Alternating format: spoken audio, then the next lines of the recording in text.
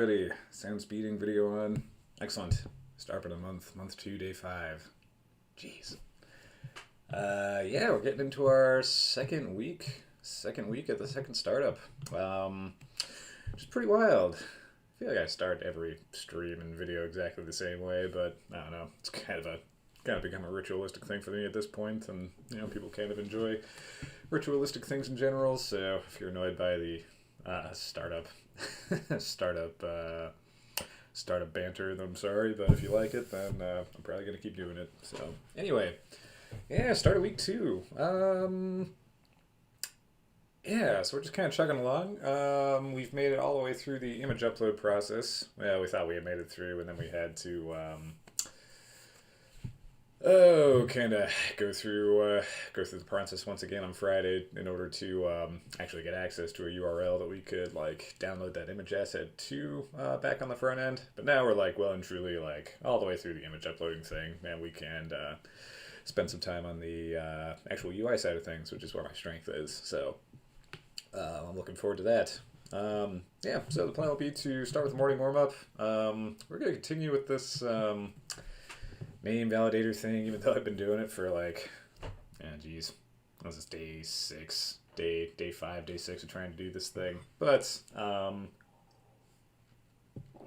it's kind of been equal parts doing the coding challenge itself and learning about spec. And I think I know a lot more about spec now than I did, which is a great outcome. And I think I finally know what my strategy is going to be to solve this thing with spec. So I think we're going to finish it today, and then we're going to move on from it because having a little variety is important for me, and it's probably important for you as well.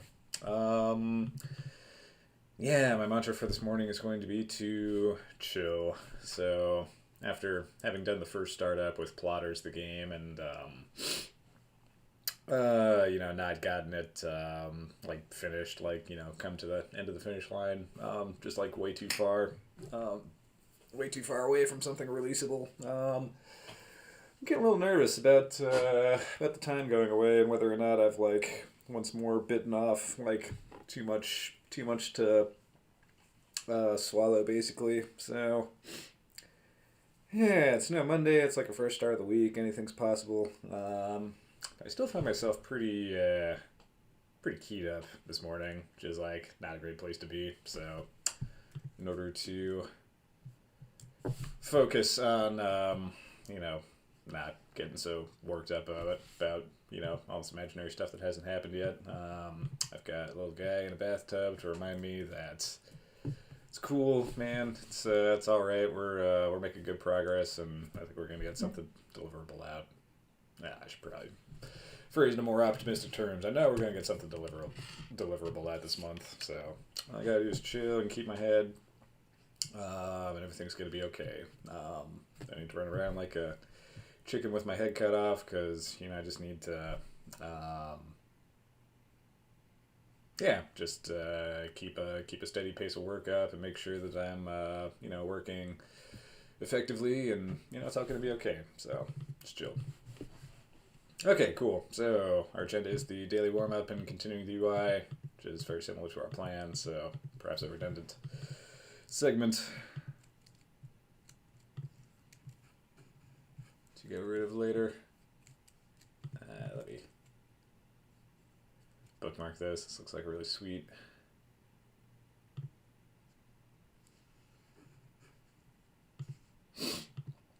utility. Add this bookmark. Oh, it's already in there. Okay. Cool. All right. So back to the coding challenge and on to our day. Okay. So I should probably go through the challenge itself, right? So this is a name validator that's looking at first names, middle names, initials, and last names. And there are certain rules that all these have to satisfy, so it needs to be at least 2 words divided by a space. The last term must be a word. You can have initials either in the middle of the name or at the beginning of the name, but they must be capitalized and they must have periods after them. So word with all initials is not okay. Word with initials but no periods is not okay. Only one word is not okay. So these are valid names. These are not valid names. We've got most of the way towards like validating like a name and an initial. So yeah, before we start this, maybe I'll just take a quick walk through the code just to make sure that like we're all good.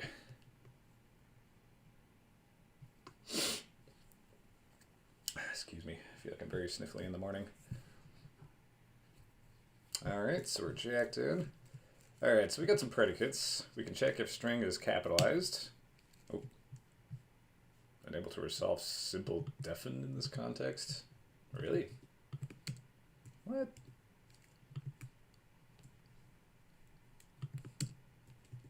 Def? Oh, what? Unable to resolve symbol def function? Maybe I need my... maybe I need my, my libraries, my require stuff. Man, bizarre. Maybe I didn't have a class path? Anyway, many tiny little things to discover along the way. Okay, so we can check if a string is capitalized. We can check if a string is has a length greater than 1, and we can check if a string ends with a period. So here's our like name validator, our name spec. Well, actually, let's just come straight down here. So a valid name is a string that is capitalized and has a length greater than 1. And a valid initial is a string that is capitalized and ends with a period. And we can check if something is a name or initial by using spec or. So it'll either be a name or an initial, and it'll either follow that spec or this spec. Teacher Tyler, good morning. Hey, welcome, man.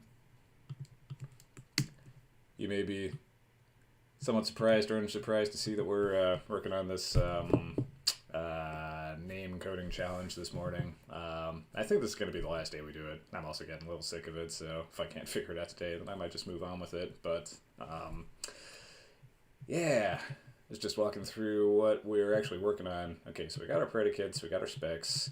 And last time what I was trying to do was do this very clever thing where like I build a spec dynamically using like lists and quoting and sending lists to spec in order to kind of like dynamically generate a spec to check a name. But what we didn't know, what we did discover was that you need to like pass values directly to a spec function. Like there's something in there which is like checking to see if you're trying to like pass a macro or expand a macro. So actually passing in something quoted like this is not a valid choice. So that would have been like really cool, but unfortunately we can't do it.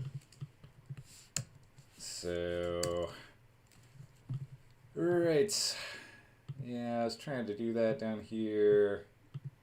This is like we'll need split name. We're not gonna need catenation, especially since we deleted the whole function. So let's just get rid of all that.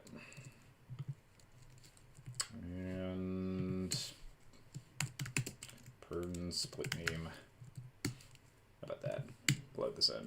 Okay, so now I think we're in a good place to start. All right. So 30 minutes. Hope you had a nice weekend, by the way, Tyler. Thanks for showing up this morning. All right. Right. So I think someone, it might have even been you, Tyler. Or it might have been someone different. I can't remember. There's a lot of stuff that goes on. But someone said in the last stream, like, take the name, split it, get the first and last, and then just run like the name or initial validator on like the middle functions. So I think that's what I'm gonna try this morning. So we've got a name, and I could split it to like get like George R.R. Martin. So yeah, that's gonna be our split name thing in our validator function already. So if we do like name validator, how about we do like valid names 1. That's George R.R. Martin. Well, thanks. Hope you had a good weekend too. I mostly caught up on sleep. Yeah, it's good. Good use of a weekend, right? Yeah, I was working on Sunday, which is sometimes what you have to do on a weekend, but I don't like to if I can avoid it. Okay, so we got George R.R. Martin, and then what I can do is I can call like first on this and last on this. And I've got a first and last, and then I can see if I have any initials left, and so I know I can call our name or initial on that first one. I know I have to call a valid name on that last one because it has to end in a valid name. And then anything in the middle, I can just call name or initial on. Well, actually, there's probably a simpler way we can do this, right? I can take the last, and then I can drop the last one off, and then I just run name or initial on everything I've got left. Yeah, I think that's it. I think that's the way. I've used drop in Ramda before. I've never used it in Clojure, so it's probably the exact same concept, but just need to familiarize myself with how exactly it works. Bookmark this page because I come back here so much. Okay, drop.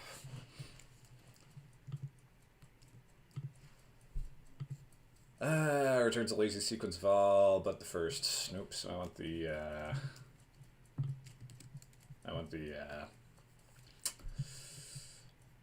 Drop last. That's it. Returns a lazy sequence all, but the last. Yes. Okay. So. Yeah, drop last. Yeah, I guess we can do this in a few parts, right? So we've got split name.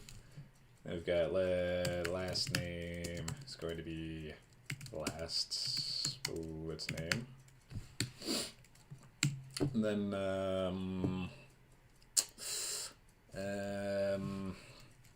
it's terms. They call this terms in the coding challenge verbiage, so I guess I'll call it terms too. It's going to be drop last split name. Alright, cool. So if our name is... It's also something I'm trying to do a little bit more of is defining the argument of a function as a global variable when you're trying to do like debug stuff. So if I just call name valid names, then I can go through and just see what I get when I call stuff on them. Can I evaluate a let block? Nope. Can I evaluate a function? I wonder how it would like...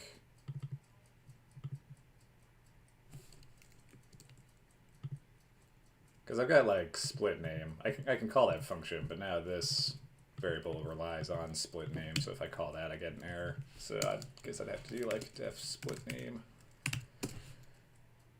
It's gonna be this.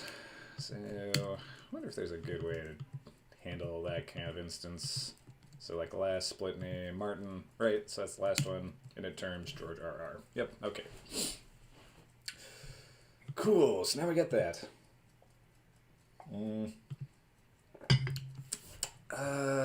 Yeah, so now we need to run some functions on this. I wonder if like con would be a good thing to do with this.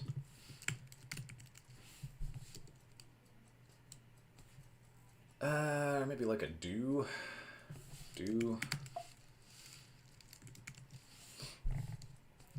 seek.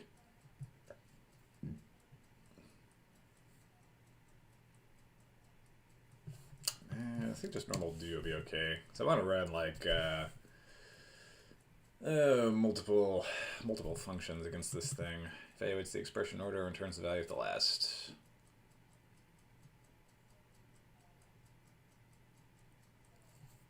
Maybe a cond is really what I want, because I also want to like return early if I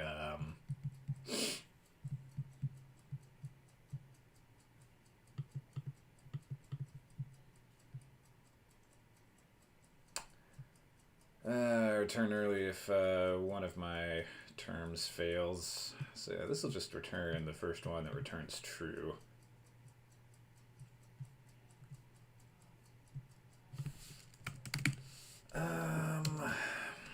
Functions, trampoline. It's kind of a fun name, but I'm not sure it's going to do what I want it to. Let's go to logic. Logic section.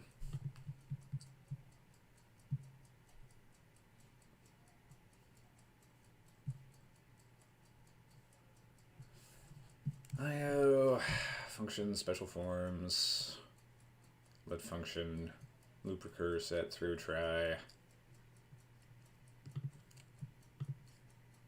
And it's going to look for exceptions, not going to be throwing an exception necessarily, although I suppose I could.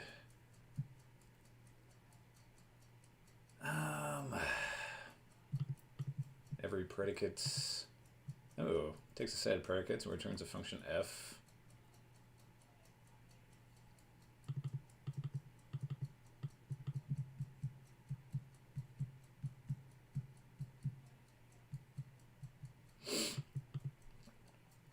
This is looking likely. Takes a set of predicates, returns a function f that returns true if all of its composing predicates returns a logical true value against all of its arguments.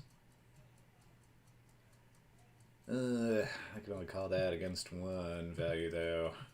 I want to go through and like do a bunch of checks with a bunch of functions, and if any of them returns true, I want them.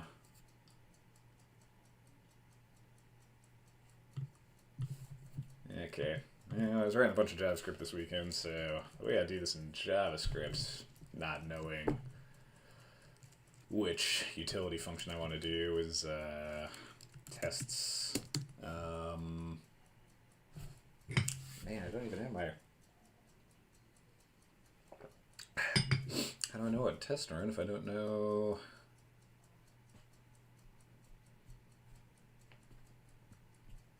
Tests is, Okay, I'm getting a little too ahead of myself here, I think. Okay, split name, last name, and it terms. So we've got all the stuff we need to test, and now we just need to test it. So let's just try the easy one first, and let's say S valid name, last name. Okay. So if we run name validator on Johnny Bravo, this should return true. Okay. Well,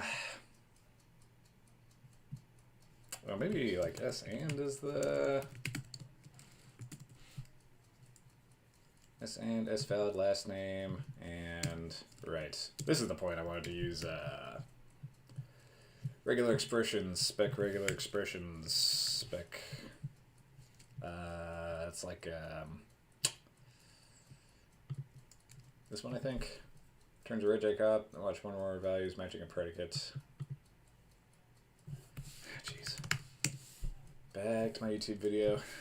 Close your spec. Hey, I'm live. Back to the sheet. How do I use this? How do I use it?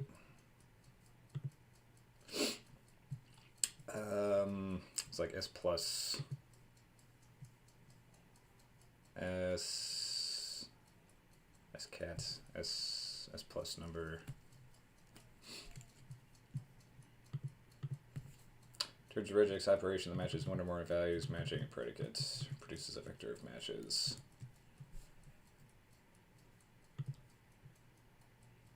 S plus. Yeah, I've never used this yet, so.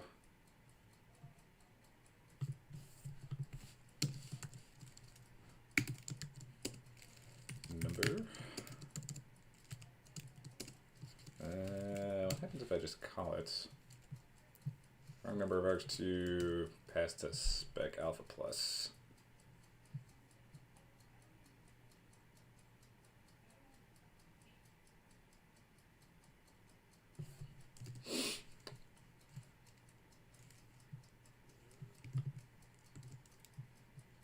plus.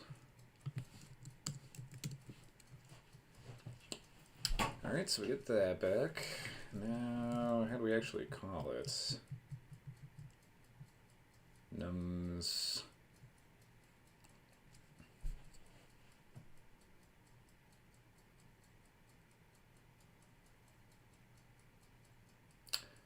Number or keyword. Scat.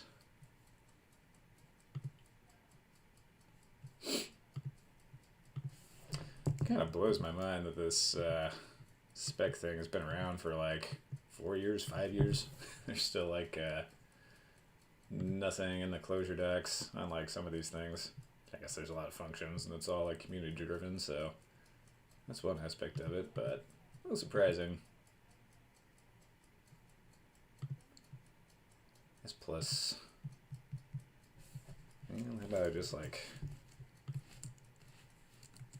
copy this code to start, and then by copying it, I can learn how to use it as valid. Scat nums s plus number. Alright, and to that I will pass a vector with 5, 6, 7. So if I do that, what do I get? True.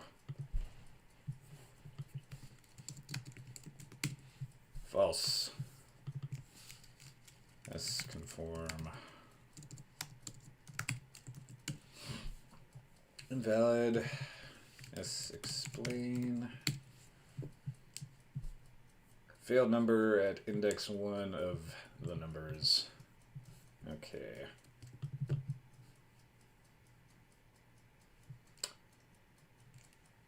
So I wonder if I can just get rid of this.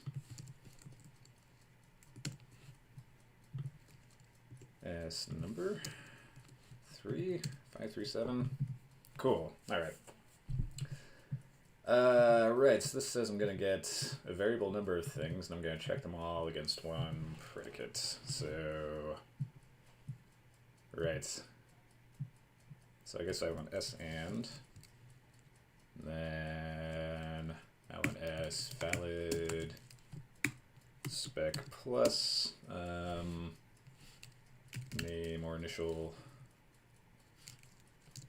Oh, it's going to be double colon name or initial.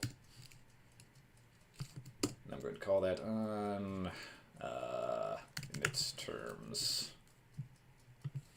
So init terms is going to be a vector of strings, and for each one of them I'm going to call name or initial, and they all have to pass as valid. Needs a question mark. Alright. I think that's it. So now if I call it again on that same string, it should be true.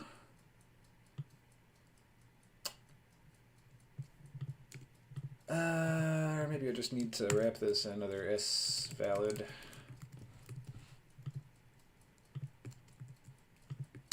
Right, now I got a true.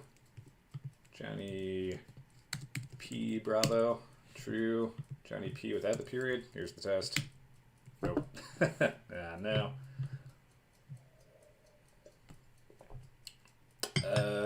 Well, I think for valid name I need length greater than 2. Because that would catch the case that I've flagged past a an initial without a period in it. So if I do that and call this, still get true.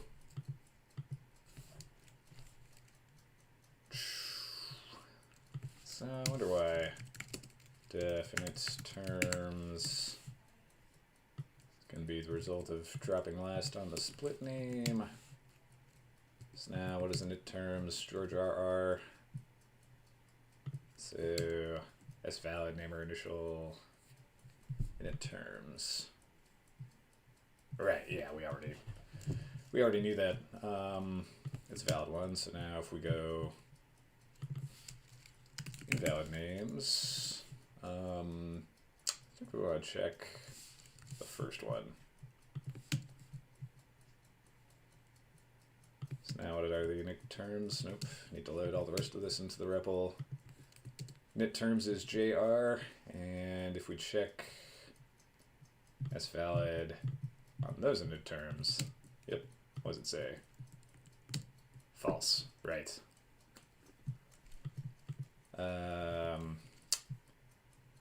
Yeah, so if we call name validator on invalid names 0, I imagine we get a false. We get a true. No. You know what? We haven't wrapped our stuff. Invalid arity.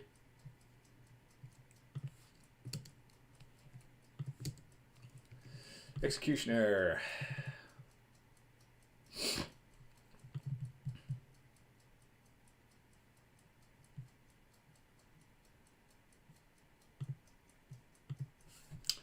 It's valid S and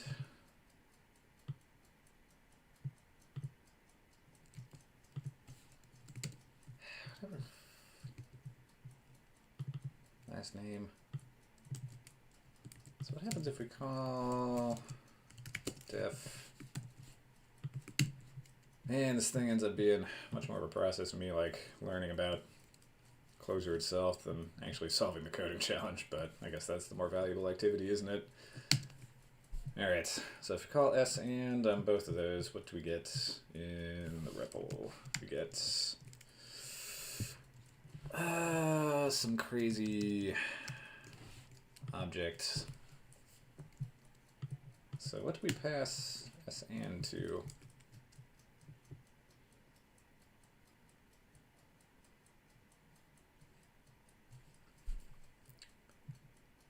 How do we use this S and this keyword, S valid?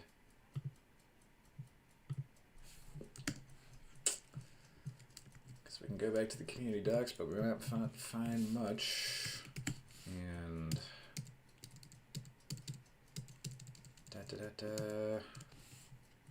sequence in, sequence out, transducers, spec. Oh, there it was. Logical. Logical and takes predicate spec forms, returns a spec, returns the conformed value.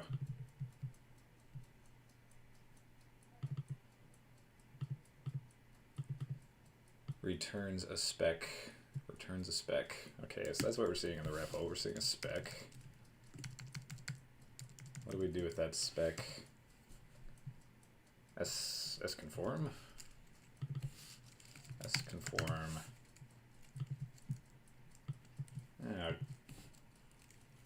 Like, got some weird Kava stuff going on. All of a sudden it's like goofing with my, it's goofing with my, parens. Maybe I didn't write this right the first time. So S conform, S and, we need this, that's alright. S and, S valid. It's complaining because and doesn't have enough arguments and because this is all messed. S conform these two specs. Wrong number of args passed to conform. S conform. Oh, I need to right. It's expecting me to pass like a value. But I'm really passing the values here.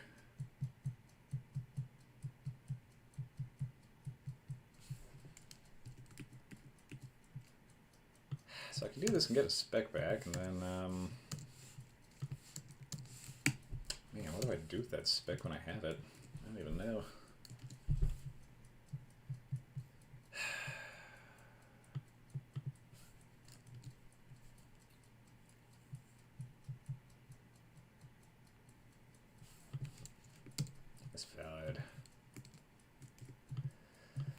You know what, maybe I'm using the wrong tool here. S valid, S valid. So, right. Maybe for now I just want to return like a vector which has those two values in it. Yeah, that's what I was kind of trying to do before. So now, as valid. S.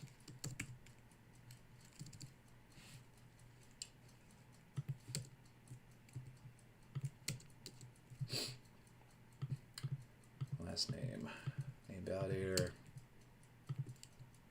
False true. Man, why am I getting error here? Let's explain S number. Def fun. Oh.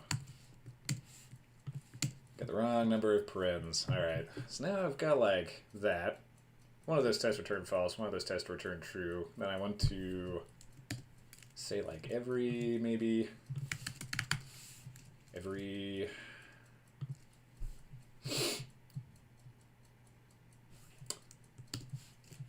yeah, I've got like that, so I want to say like every true.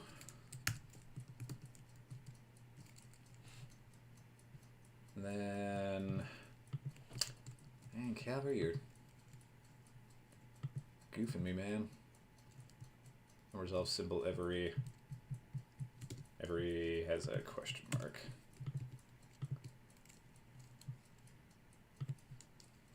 Every true on the following vector. Why are you moving my ish around? I don't know if you guys are seeing that, but it's okay. Cool. So I got a false, valid names.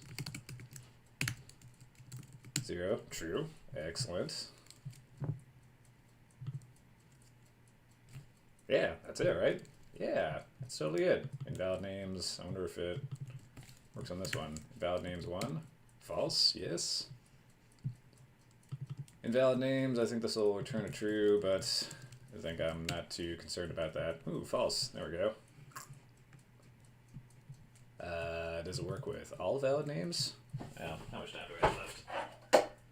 Got 5 minutes left. I bet I could get funky on this. Map invalid names. Name validator. Maybe a map v. Map v. Name validator. Valid names. Alright, I should get all false here. And I should get all true here. Done. Ding, ding, ding. Excellent. Cool. Coding challenge of 6 days work. 6 mornings. I'll call it 2.5 hours to get to that. But how nice is that? We've got such a valid initial. Oh wait, hold on. No, I didn't load that into the REPL, and that's why I wasn't fighting. Yeah, let's just get rid of all our stuff and kind of take a look at what the code is. Validator.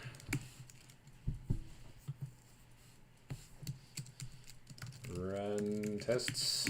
There we go. Wow. That whole coding challenge. Input values.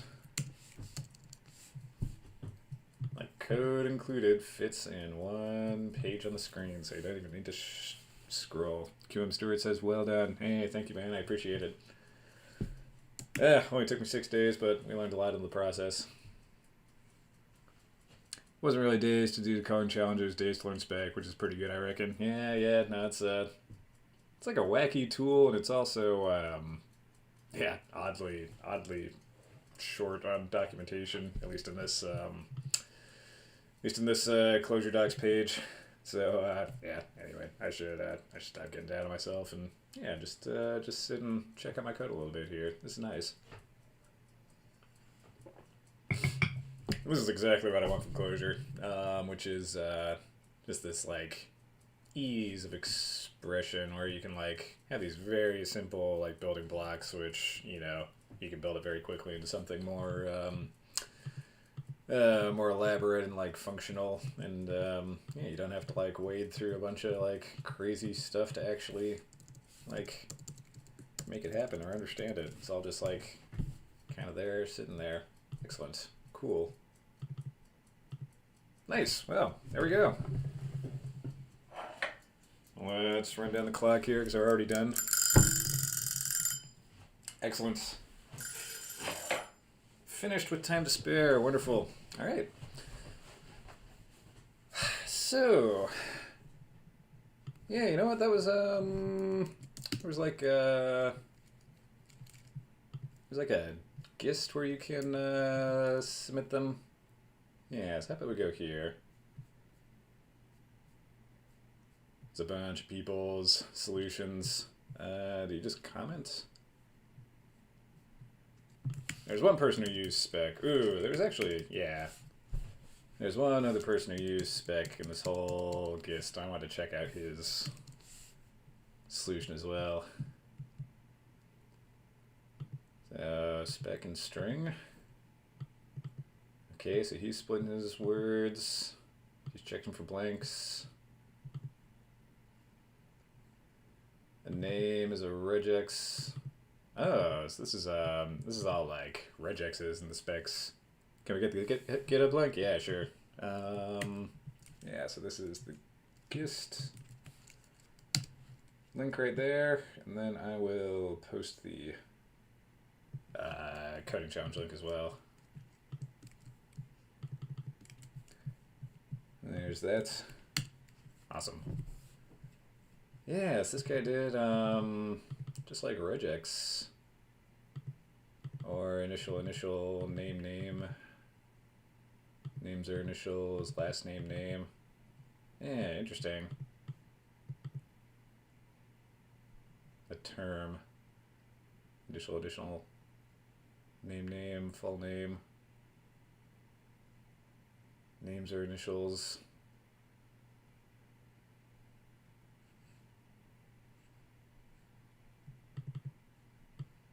SCAT names are initials. Okay, so this is a symbol that's being defined. That's not a spec. Okay, they used S plus as well, so they all have to be terms. And the last name has to be a name. Oh, so this is like kind of like a different flavor, but basically exactly what I did. So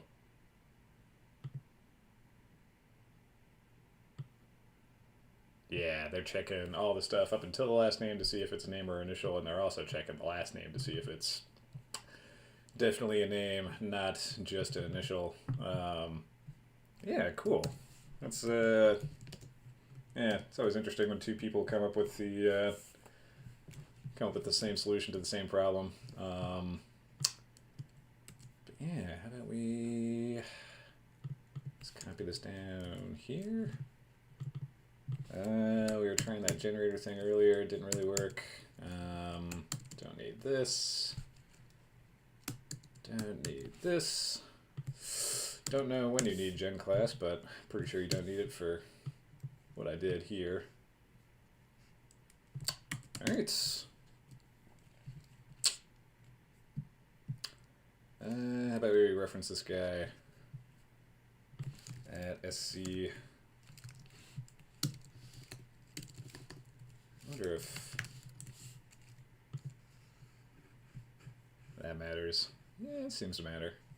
You can actually specify the language of a at SC Thomas copy the string, but don't go to the link, please. Okay.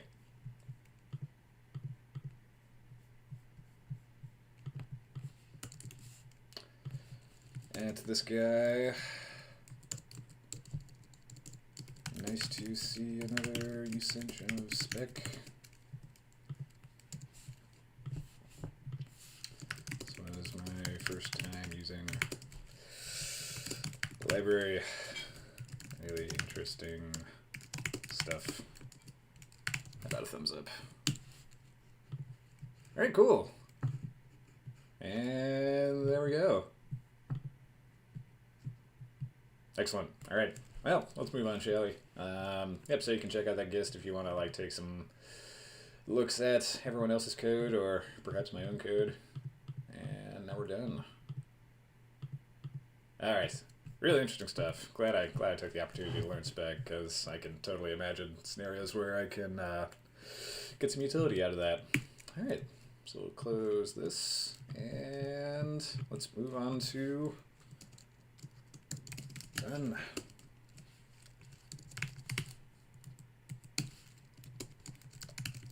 successfully done. Okay. And yeah, if you guys have some coding challenges you'd like to send me to do in the first half hour of the day, yeah, by all means. It's always a little bit challenging since there's like so many out there, but figuring out like one that's not gonna take you like a whole afternoon to figure out is sometimes a bit of a feat. So yeah, if you got any ideas, I'd be happy to have them. So just send them along, or not, it's your choice. Okay, so continue on. Yeah, let's get into the day, shall we? All right. Continuing UI build out. All right. So let's start the backend server. Dev dev.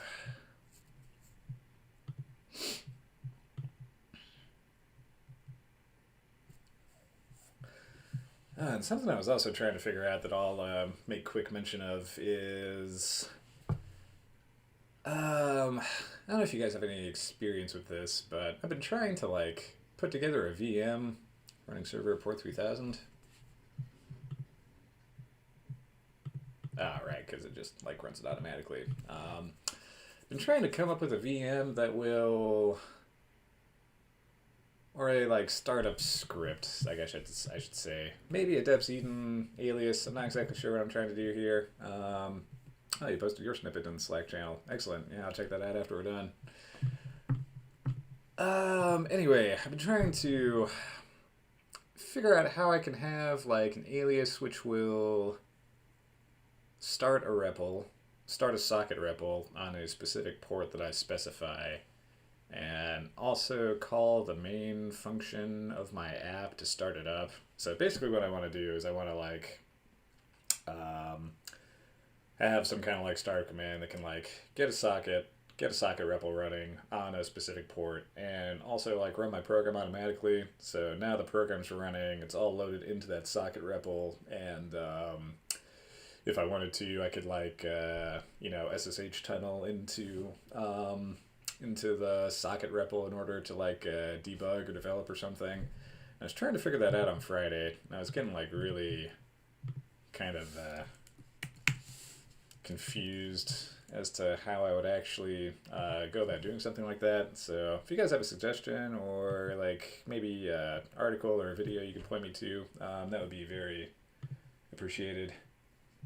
Sounds like some cron bash come through. Yeah. I kind of like to do it like just in Clojure land. So I think you can do it just in Clojure land, but if it ends up being something that like happens with like shell scripts too, that's okay. I was just wondering if there was like a easy and obvious way to do that, with the language itself. That's something that might be what you want for my app. Oh, cool. Yeah, if you have like a shareable link, then that'd be wonderful. And also, good morning, Craigie. Nice to see you here. Right. So, yeah, let's figure out what we're doing here. So, yeah, maybe we should just like draw this out. It's 10:18. We got hour 45 minutes. So anyway, I wish I had like a GoPro so I can show what I'm drawing here, but I guess I'll just hold it up after the fact. So images. It'll be like a dog. That's a crazy dog. Then there'll be like a ball. Text. Hi. Hello. And then there'll be like layout blocks, which will be like this or like that, or maybe like this. Right. Or even like that.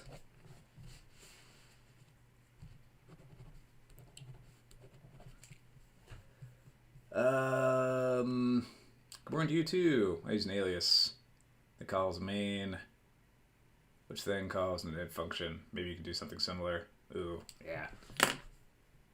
Actually, let's take a brief interlude to check this out, because that sounds really... nREPL, right, so this is going to start in nREPL. Extra paths. So that's got a bunch of stuff that the REPL needs. Extra deps, which has the REPL itself. Main ops. Call dash dash main REPL. And that calls this, which logs, does a bunch of stuff.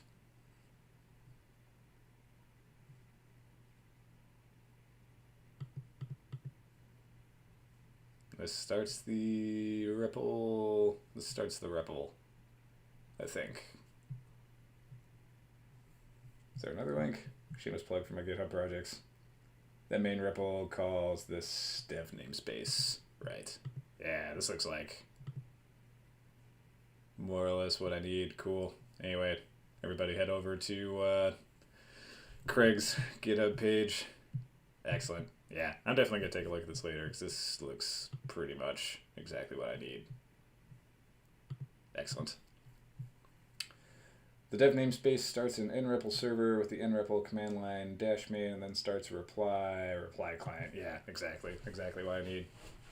So I want to do that both for production apps, but then I also want to move away from like kind of developing on my local machine and start developing in a VM. So this is just like, you know, localhost, whatever, which is like well and good, but you know, I want to have like, you know, self-signed like SSL cert, so like I don't get tripped up by SSL stuff with you know, backend requests or like API stuff. I want to develop like with a URL, so like a fake URL that I can put in a hosts file. So if I'm going to do that, I'm going to have it all running in a VM, then I'm going to have to like SSH into the VM like from my machine, because I still want to be like developing in VS Code using Calva. So yeah, it's basically where I want to end up.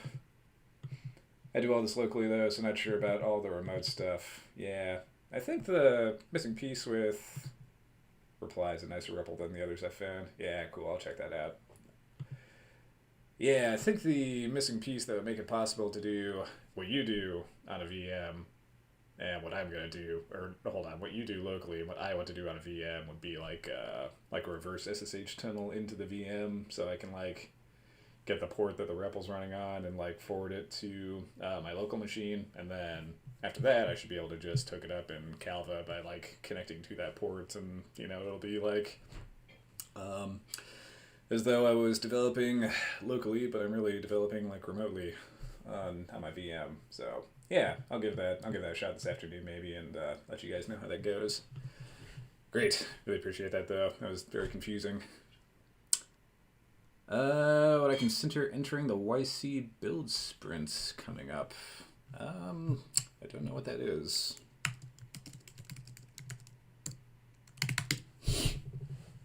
It's a Monday and I'm feeling some resistance to working right now, so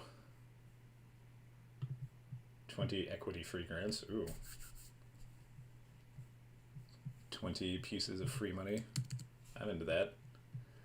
4-week period. A 4-week period. That's what I'm doing. Sprint will kick off. Alright, so that's an old one, but I guess there's a new one coming up.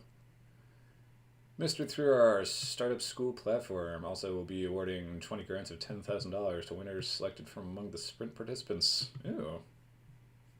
How's the sprint work? Ah, cool. Yeah, you know, I interact with Y Combinator through like Hacker News. I've never really considered getting into this though.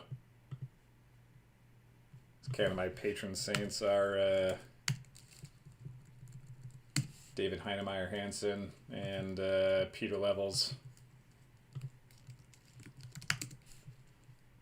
And they are both extremely without funding. They're both very like indie hacker, like gotta start putting these on the internet. Ah, good morning, Coding and Coffee. Good morning, good morning. Startupschool.org. Yeah, teacher Tyler was just telling me about this. Yeah, cool. Yeah, no, it sounds at the very least like a really cool way to, yeah, just have a little like community stuff if you're like there with like other people who are like also building something in a 4-week sprint. So yeah, we bookmark this for later. Yeah, taking a lot of inspiration from this guy and this guy. And they both have not much to say about funding in general, but yeah, if it was a grant.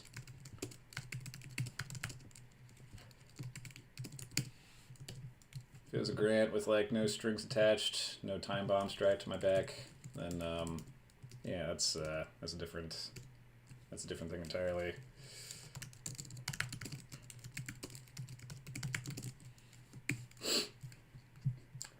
Yeah, me too, man. This guy's got a nice way of speaking, doesn't he? It's just you know, he says something and you believe it.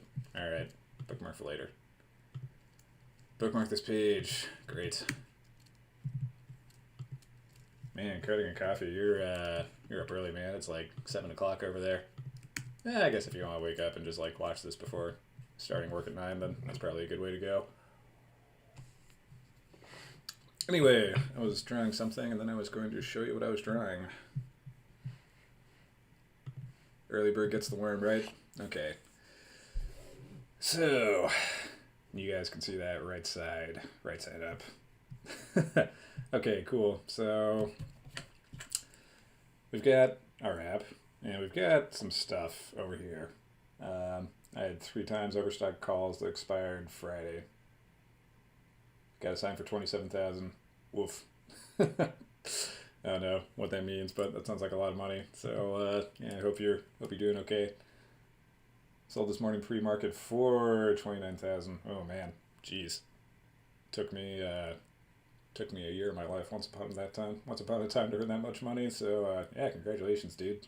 I guess the market's open at like 7:30 your time, right? So 6:30 your time. So up and at 'em if you want to participate. Anyway, so here's the app, and here's the stuff that you can add to the app. So it's like images and also text. And then there's also these like things that I'm gonna call like layout blocks. So if you have like an image, you've got like this 4x4 thing. So that's like kind of a picture frame layout. You could do it like side by side, or like one on top of the other, or maybe just like a flat like row with only one image. So I'm trying to figure out like what I want to work on right now. So I can get the images in, I can get the text in. Never really worked with layout blocks, and that's going to be kind of the whole point of this app. So I think what I want to do is I want to start with a super simple layout block, which is just going to be a div with like a grid class name on it, and I want to add it into the app programmatically. So I want to be able to add one, let's start there, add one grid block. Stage 2, add 2 grid blocks. So we're going to get one grid block in here. Going to get to a phase where we can add a second grid block, and then presumably we've learned how to like add more and more and more on top of each other. So that's going to be step 1 and 2. Step 3, after we can add grid blocks, I want to start adding images to those grid blocks, like at a specified point. So either in like one of these grids or like in one of those rows. So yeah, don't know how I'm going to do that, but that's the idea. So let's go. Total amateur move won't happen again, but I was distracted streaming Friday.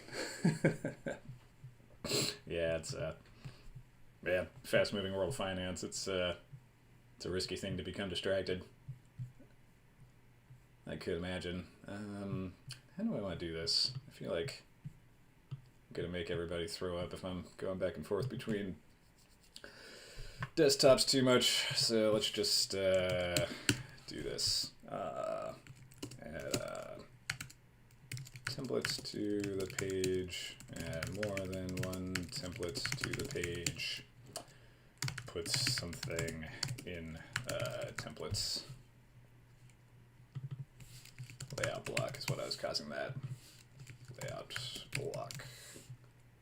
Add a layout block. Great. Okay.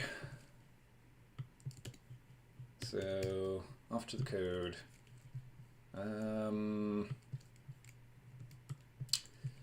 Where to start?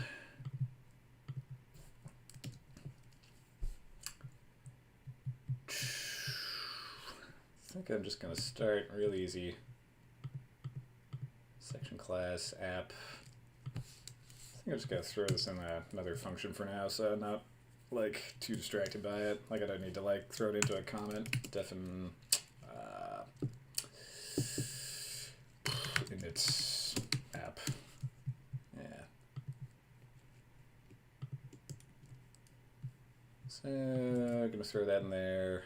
Just gonna call this right here just so I know I can get back to it. Init app. Save back to the browser.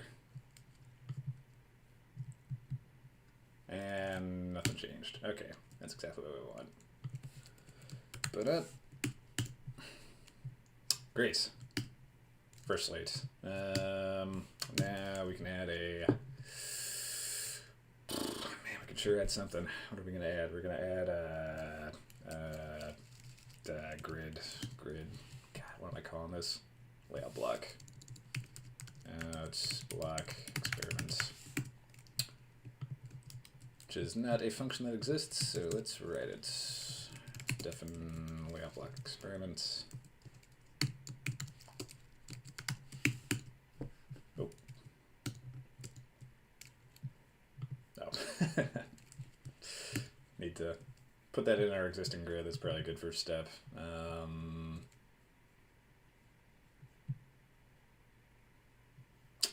Init app.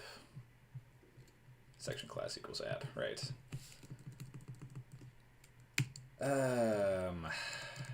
Section class app. There we go. Hello. We're back on. All right.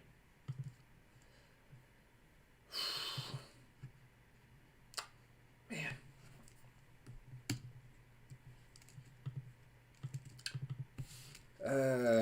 Templates grid. Let's start there. So dot template grid, grid area. It's going to give me main, and let's see. It's going to display grid, and for now, I think I want one column, repeat to one fraction. So let's save that, go back here, let's add a second thing.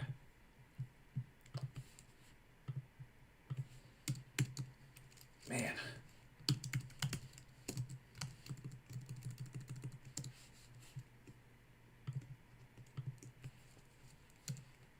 Yeah, another div, hello. Okay, so now we got a grid with two areas in it. So, yeah, I think I want to like add a little like demo grid inside here, and I want to be able to click on that demo grid, and I want to be able to add it into this section. So, yeah, let's just start easy. God, I've got like a super abstract like vision of how I'd do this in my brain, and yeah, kind of getting from that to something that actually works is, man, really stressful right now for some reason, but it's cool, man. Just div, just you know, do it piece by piece until you got it. I will be demo grid. Templates block soon. All right. Yep, he will be a template block soon, and I want some kind of visual representation of this thing. So, I'll just give this a class to distinguish it. Class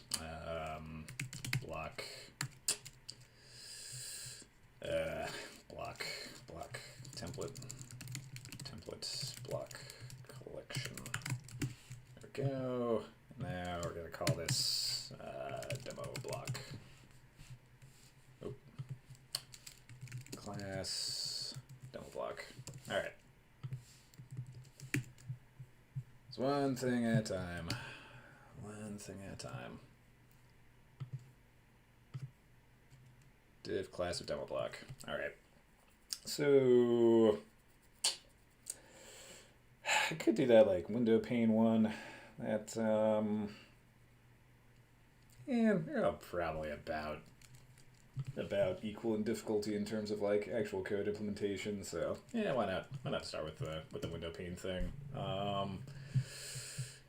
Yeah. So I think I want this to be a button, and I want it to have like a pictorial representation.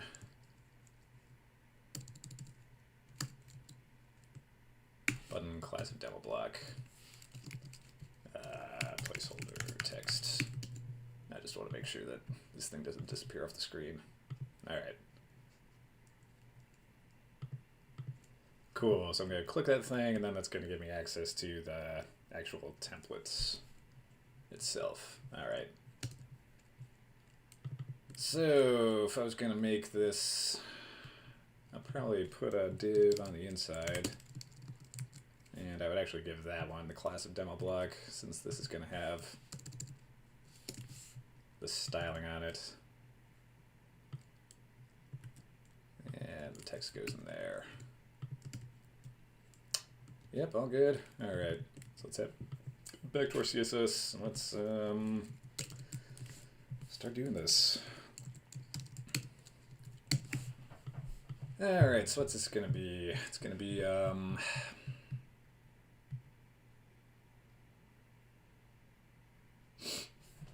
yeah, do I just like lay this out in a grid? Maybe.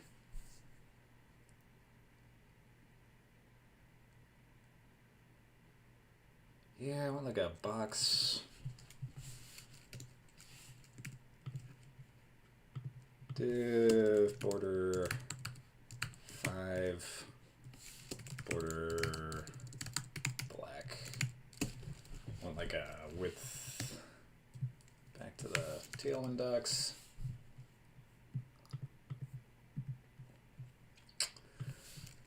Border, not border, but width.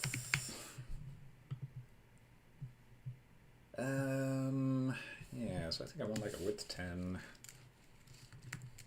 a height 10. Let's see what that gives us.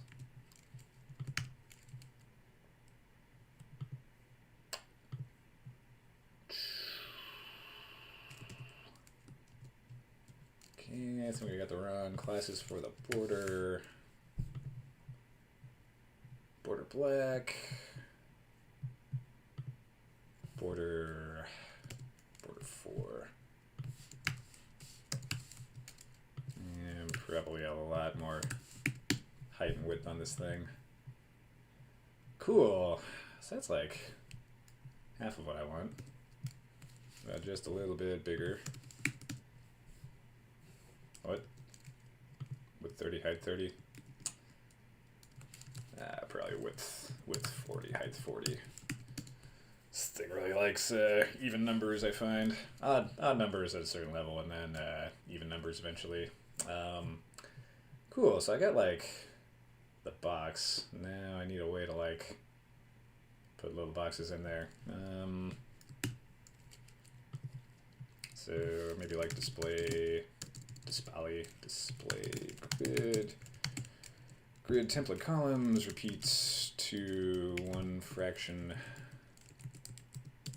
Grid template rows. Same bag. All right. Now, if I put 4 divs in here, div class, maybe like a border 2, border black. I think I'll get like a little window pane. Yep. Awesome. Nice to have an early one in the morning. Border 4.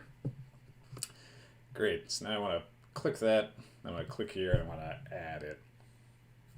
And I think that's a bit on the nose with border 4. So how about we call this a border 2? All right. It's a little more dainty. JCY Tong, nice Tailwind CSS. Yeah, man. One of the best moves I made all year is learning this library. It is super nice. Yeah, really makes it easy to make CSS and like feel good about it at the same time. I'd say this is someone who used to work on a CSS team. Never been more successful with CSS than I have using this library. Okay.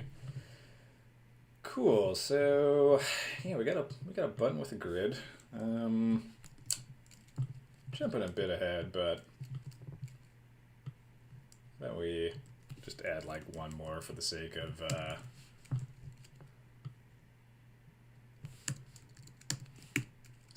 having something to look at. Template block collection. It's a button. Demo window pane. So let's save that. Demo window pane. And let's say demo side by side. Just gonna be very similar. Demo side by side.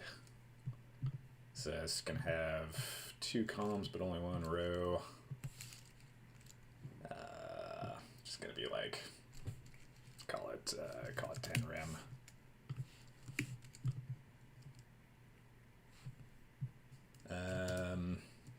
Did I get it? Oh wow! So rare that I write a style rule and get it right the first time.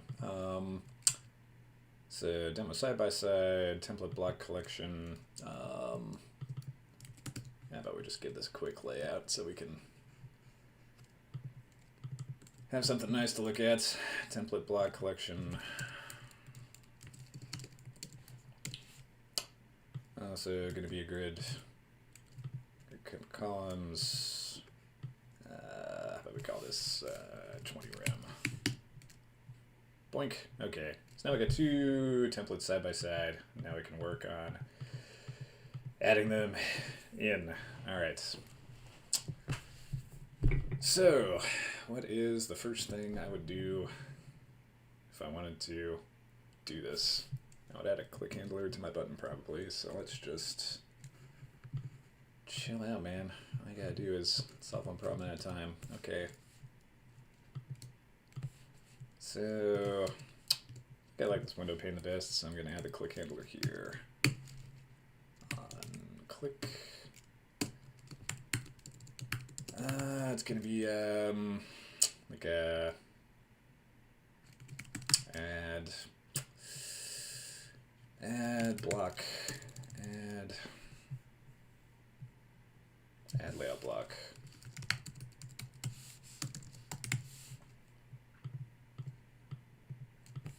And if I'm not passing any arguments, well, yeah, on click is going to be window pane. Okay, so we got our handler. Define add layout block. Layout type. All right.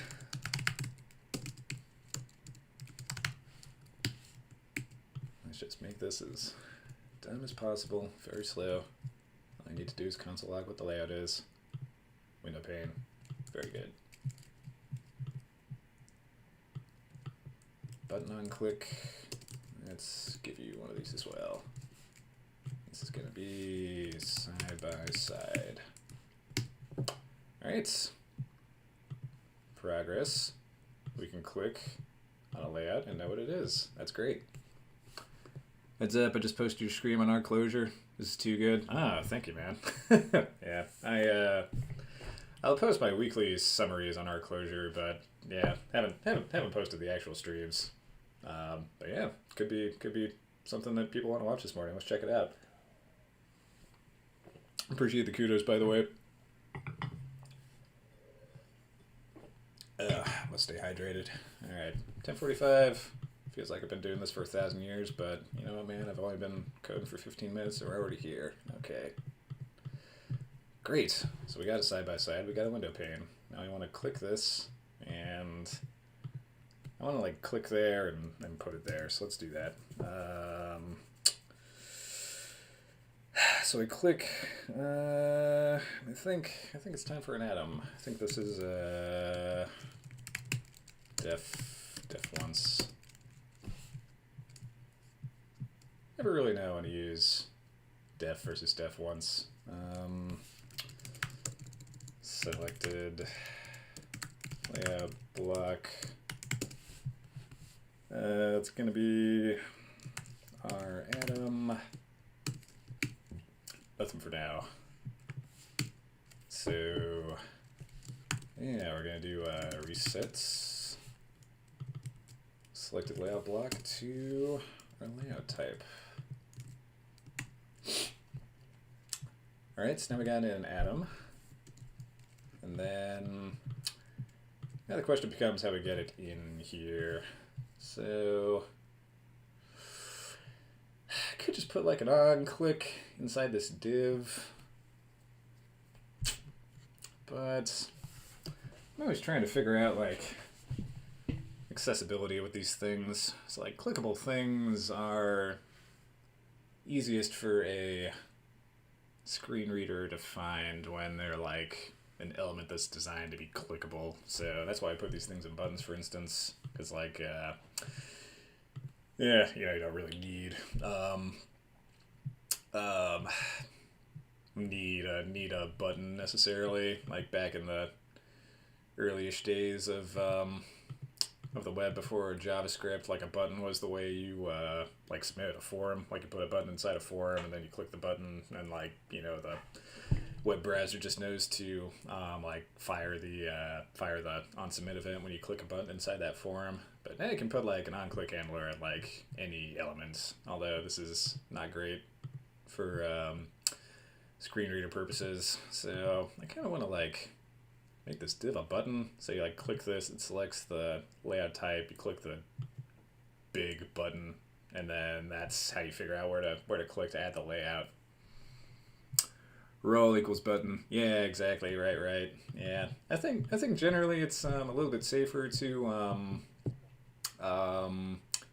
use the semantic elements where you can, because there's like a lot of screen readers and they don't like really agree sometimes in terms of like how to interpret roles or ARIA attributes or you know, other custom things. So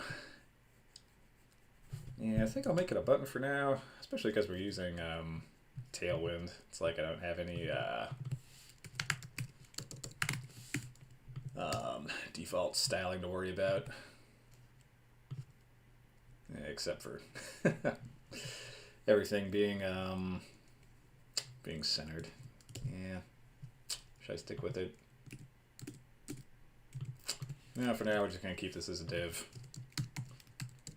On click.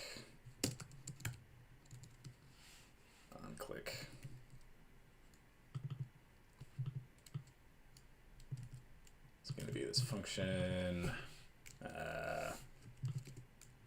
Or no, this should be select layout block. Absolutely, it's considered in human first design. Yeah, that was a big thing with my previous job actually.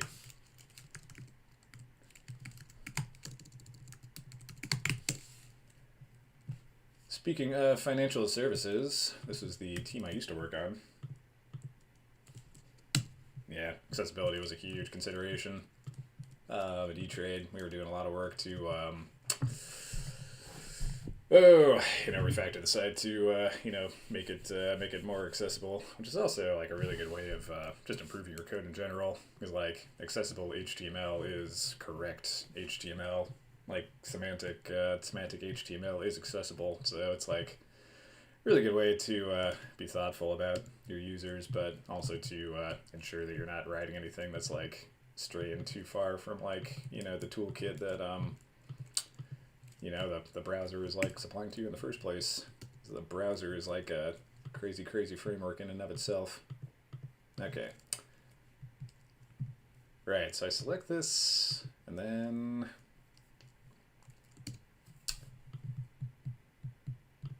add layout block.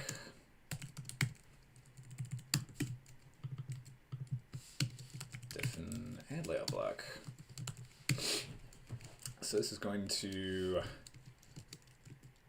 take. I'll move this on to a new line. Let's. Oh, you know what? This is a good opportunity. Let when closure. When let. This is a utility function I have heard tell of, but I've never actually used. When the test is true, evaluates body with a binding form bound to the value of the test. So it's possible that someone like could click on this thing without having a layout block selected already. So maybe I want to use this to check to see if someone's made a selection first before actually enabling them to like click on this thing. When the test is true, evaluates the body with binding form bound to the value of test.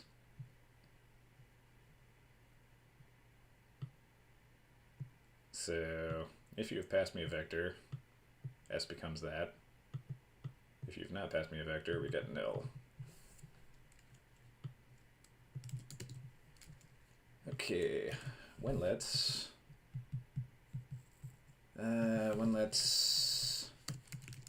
layouts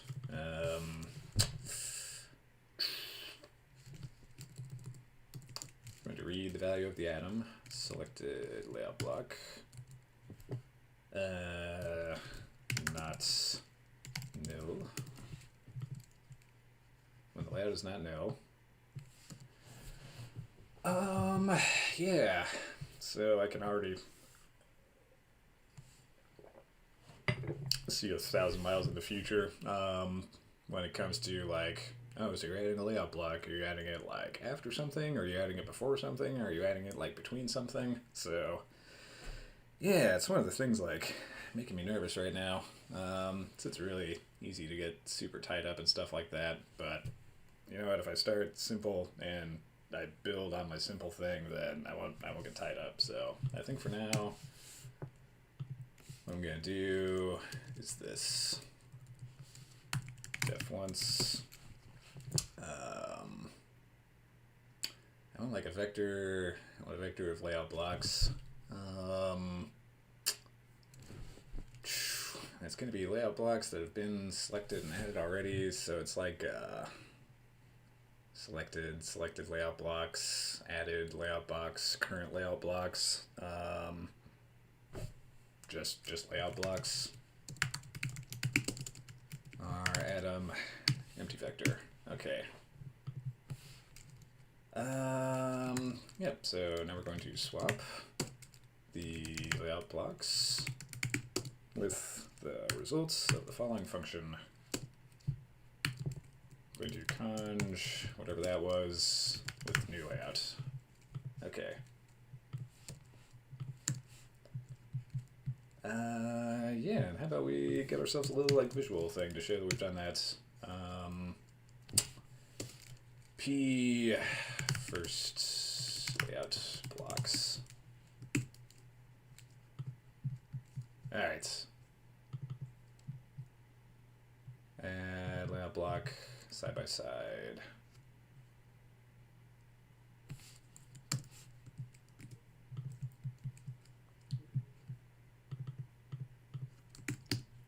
Getting a syntax error, but I wonder if it matters. Definitely matters. Okay. I think maybe something like that. add layout block. It's called with 1 arg, but expects 0. Ah, right.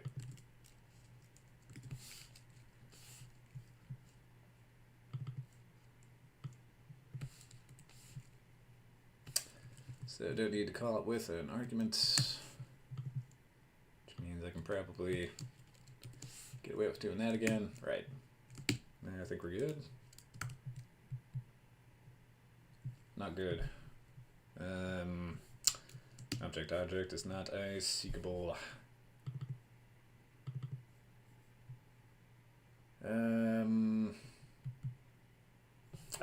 Right.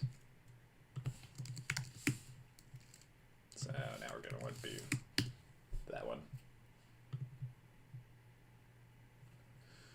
Nope. Object is not a seekable.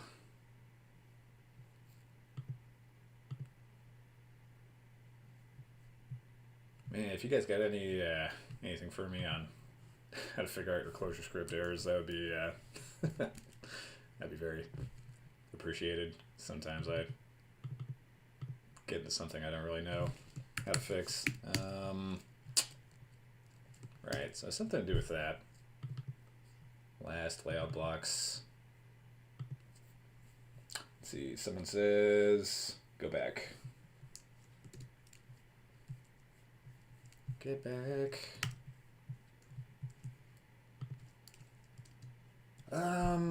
P, the last of the layout blocks are Atom high.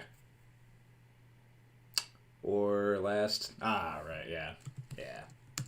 Either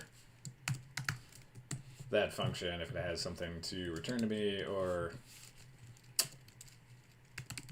the string hello. Object is not aseekable. It's the damn @ sign, man. It's gonna be another 6 or 7 months until I figure out how to actually do that. The first time. Atoms every time. They're amazing, but I forget how to use them. No protocol method named dereference for the type function. Well, tip to give your atoms a yeah, that's a good tip actually. Then when I use it, I'll know I need to dereference it. Do you have like a favorite prefix you like to use? Like maybe like a selected layout block, or like a layout block, something like that. Naming convention will save you here. Yep. Swap last layout blocks. This is an Atom sum state. Yep. As verbose as possible. Yeah, let's just like experiment with that. The prefix. Yeah, let's start with a. Maybe Atom. ATM dash. Alright.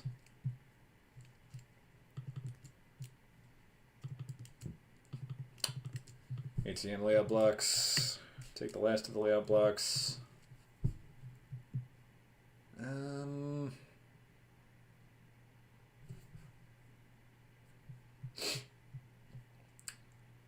Swap that with this. I think it's still causing me problems. Boink, boink. No protocol method named that defined for type function. Well, I think we need to go back to school.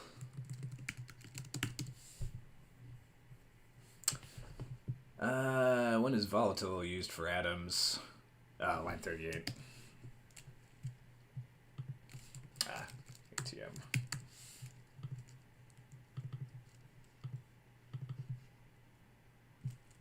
Well, that's probably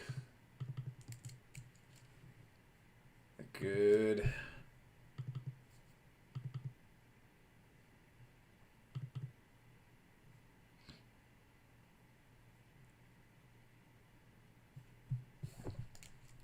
Alright, let's see if that did it. Boink, boink. Oh, boink, boink, boink, boink. So we got our thing to disappear, but did not get the string window pane. just got nothing. Swap atom layout blocks with that function. And let's make sure we're using swap, right? Swap players. Yeah, this looks easier. I think I'm using conj right. Conjoin.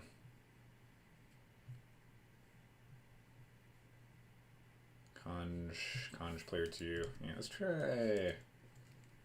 that.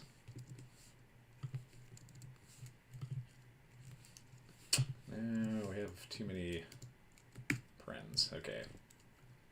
Swap this thing with the result of conjing whatever's in there with our new layout.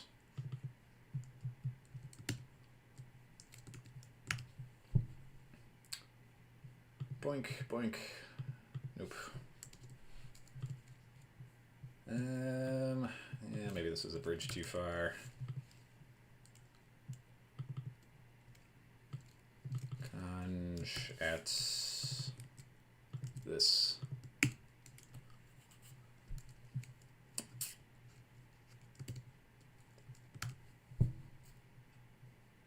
Boink, boink. There we go. That. Excellent. Cool. Atom should be fixed refs, and you should use reset and swap only. Yeah, right. Don't change the value directly.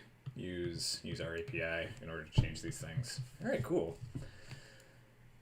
Great. So now what we have is basically like a string of, or a vector of strings, or it's like a window pane, and side by side. And if you click the buttons a lot, then maybe we get like a ton of layouts that look like this. So now I want to take this vector of strings of layouts and I want to render it. So instead of a P, I want to use Craigie's into the UL. Yep. Well, reference code. Bring it down here. All right. Defen render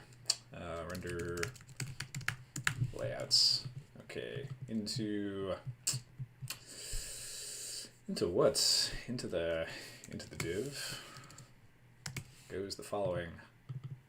mapvdo div on the layout blocks. Yep.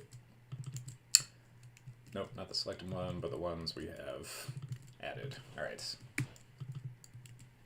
Cool. All right. Wrap that up.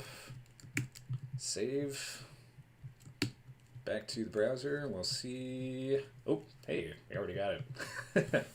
The magic of Figwheel hot reloading. We had the state in the browser, which like did not get completely blown away by some kind of like hot reloading script, and now we can see everything that we added. So yeah, we got a side by side, followed by a window pane, followed by a side by side. Great. All right. Yeah. So now instead of rendering strings, we can render divs with classes. When Figwheel works, it's amazing. Yeah, man. Coming from a Webpack world, like a JavaScript React Webpack thing, just the idea that like, you know, my state isn't going to get totally blown out of the water every time I make a code change. Like, man, just kind of silently mourning the hours of my life I spent like clicking through all the little UI pieces just to like get back to where I was. You know, actually, for the benefit of the chat, this talk is really good.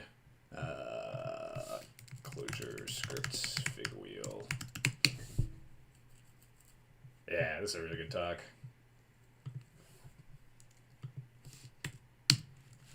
This guy who wrote this library looks like a Viking too. Figwheel talk. Like, man, just massive. That like sweater vest and that kind demeanor and that beard. It's like Thor if he was a computer programmer. Um, Respectfully, of course, the best way. Class. It's gonna be that, right? It's not gonna be a YouTube link. It's gonna be our class. Side by side and window pane. Ooh, so we had the good demo window pane.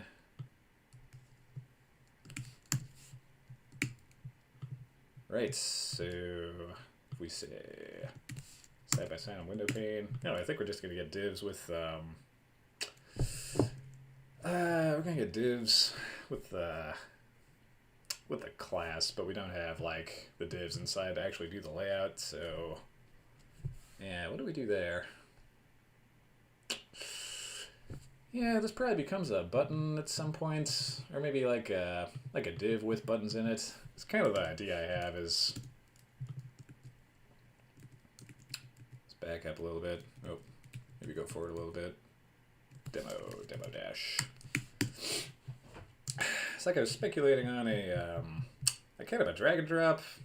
Oh, geez, really borked us up here. There we go. Okay.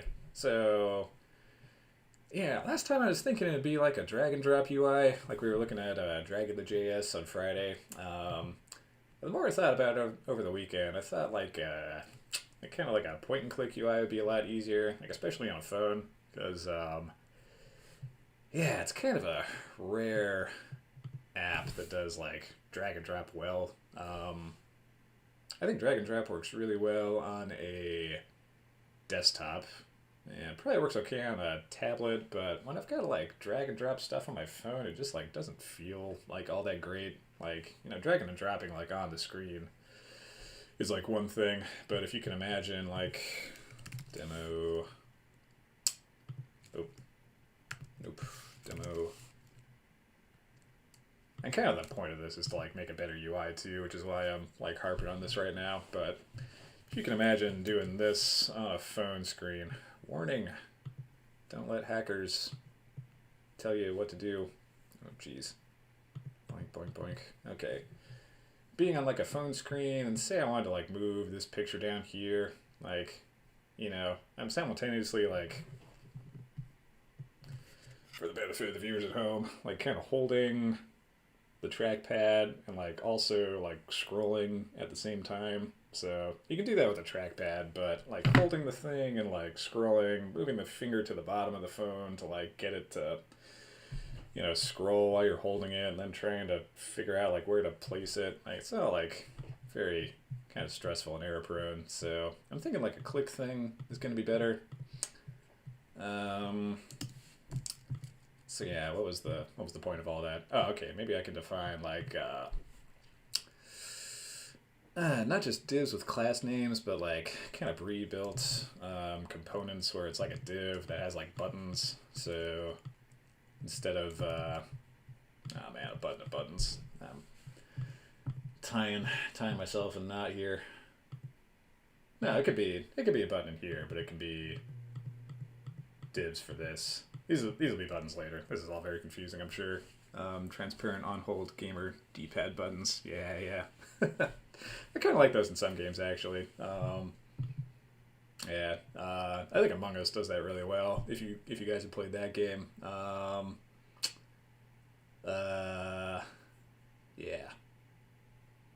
man. What am I saying here? Right. So instead of just adding like a div with a class on it, I think I want to add like a component, which is this div, and then the divs inside are buttons. Love that live name. Nipjs. Nipple.js. That's weird enough to click on. A virtual joystick. Oh, hello. Ooh, that's nice. Static. Yeah, cool. Oh, it tells you like the force and the pressure you're oh no, the force is an expression of like how far you're pushing forward. Oh, that's an interesting concept. So on like a real D-pad, you'd like go up and then you'd like stop, but if you keep dragging forward, that force number is getting like bigger and bigger, which means you know, someone really wants to go forward or someone really wants to go backward. Man, that's cool. I don't know if I'll ever use that, but that's a really cool library. Yeah, okay. So, yeah, let's define these things as like templates first. So, define side by side templates.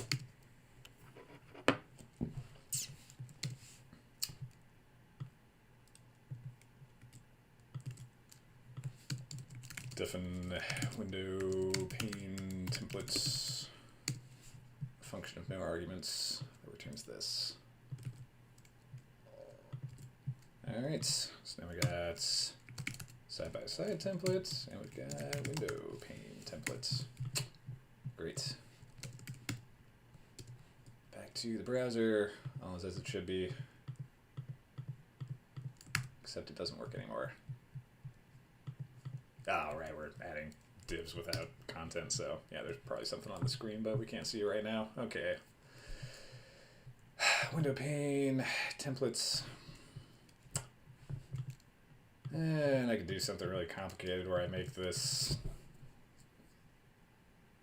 element variable somehow. Or maybe this is a... Make this element variable somehow, make this click handler like present or not present, depending on like whether we're selecting the template or whether it's something like inside the app already. But as I've become very fond of saying these past month and a half, let's do it the dumb way first. Side by side. Yeah. Side by side. Selector.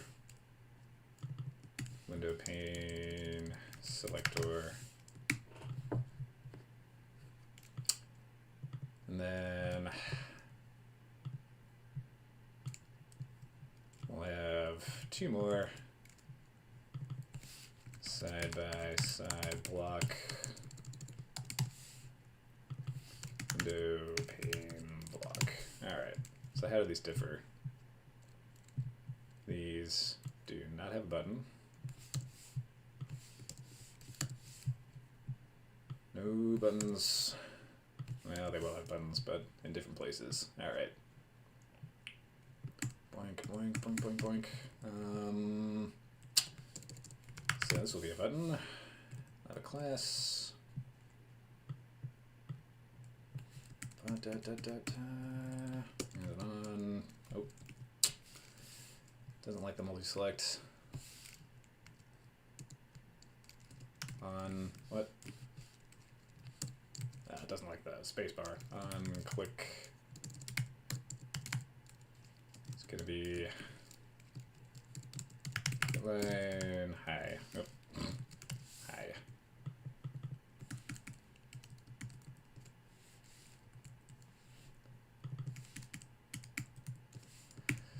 Cool. Maybe that's becoming more obvious. Now, just need to add these into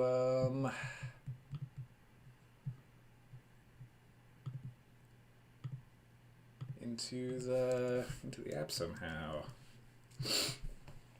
All right. Cool. So yeah, maybe I can just get like a static like vector for the time being that kind of ties the string representations of these things to their components. So define layouts block map. Okay. I think keys are a lot easier to work with closure maps than strings. Like they say that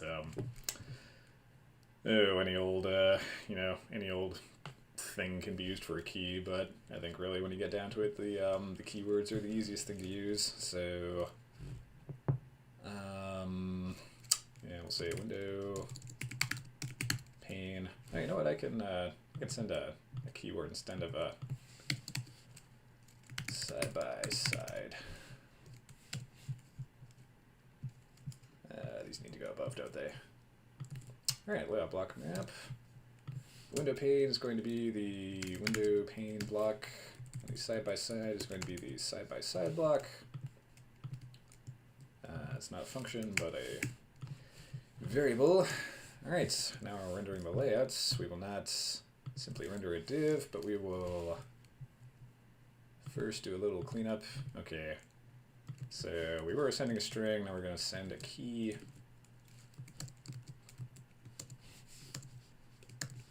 Side by side, same thing here. Get rid of that. Alright. So we're going to map over those, and we're going to do just like a percent sign on the layout block map. Right. Yeah, I could see that being it. In my mind's eye, that is what we need to do, but of course, we've gone too far on the branch. P1 sharp call render layouts. Right, so I think I need to seek map feed do.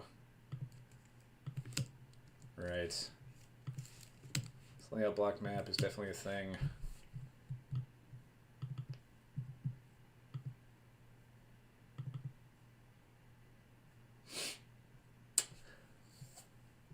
Yeah, I think, maybe that was it.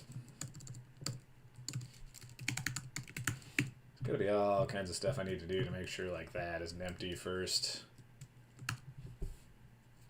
Things like that, but I think I want to make this really easy. Okay. So am I putting them in there? Nope. Template grid.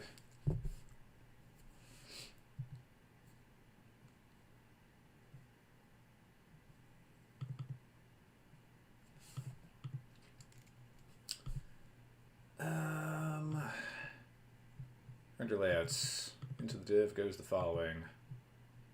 Sequence of a vector of maps, where we map over the layout blocks, and we render the correct component according to the list of components that we should render.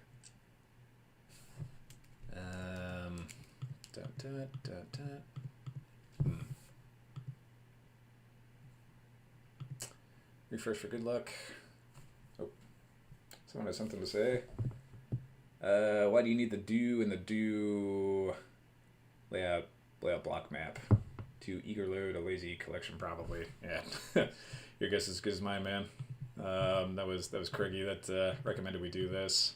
Not exactly sure why we need that, but I'm sure there's a valid reason.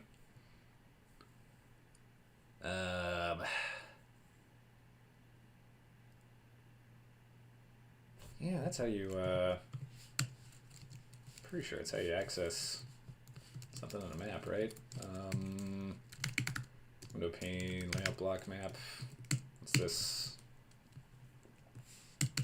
I think I need to work on my front end REPL a little bit. It's like if I was on the back end, I could just evaluate that inline, but something about my Figwheel closure REPL setup here is not enabling that. Oh wait, hold on. Was I getting it down there?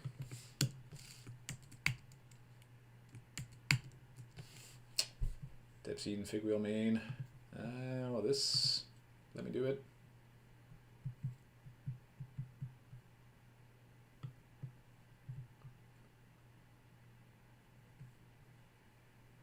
We're running our dev.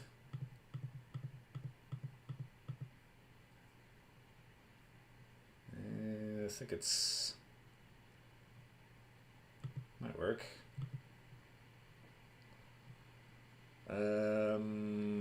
Target is not on the class path,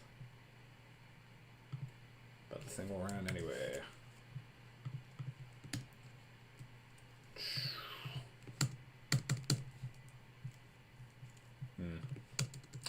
Well, project for this afternoon, perhaps. Let's see.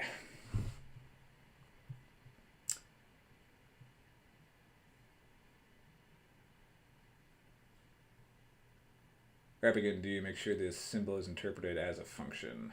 And when you do get call symbol or symbol call if it's not dynamic. Right. Okay. Well, I'll look at that after the fact and try to make sense of that.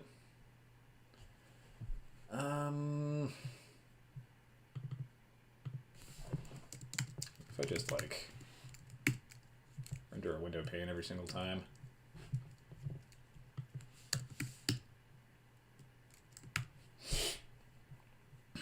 Yeah, you know what? I filtering all my warnings and errors too. Alright, so I'm logging. Where am I logging from?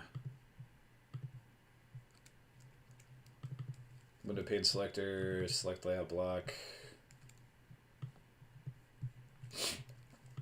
It's resetting the atom and printing the layout type. Yeah, why?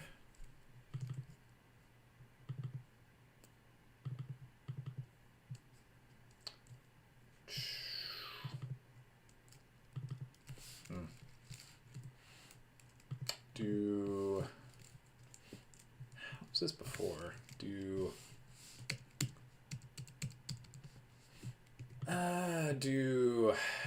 Call this function.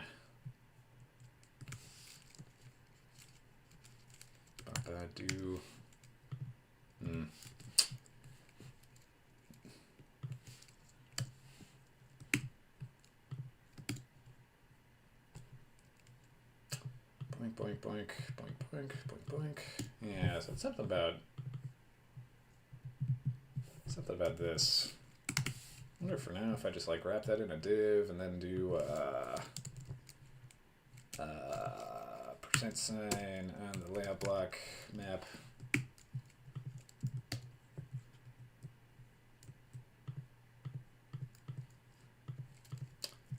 Still nothing, huh? Empty. Oh man, a bunch of empty divs, but I'm not adding the thing I need.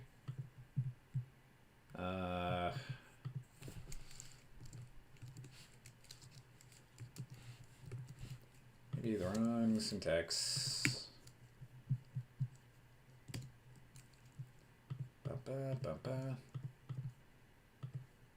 Nope. Do I even get the empty divs? Oh, now I got divs with something in them. Oh, hello. Right, so yeah, now we're trying to call it tag.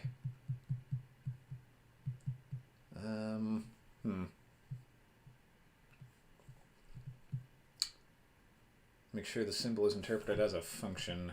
Yeah, it's probably the thing I'm hitting on right now, right? Because now I'm trying to like kind of invent my own HTML tag here.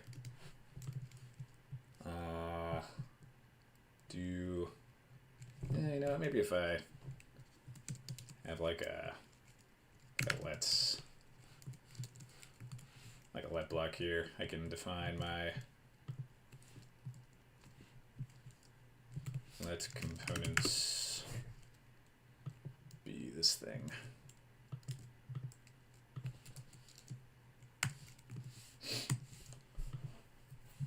Nope, but I don't know what component is yet, do I?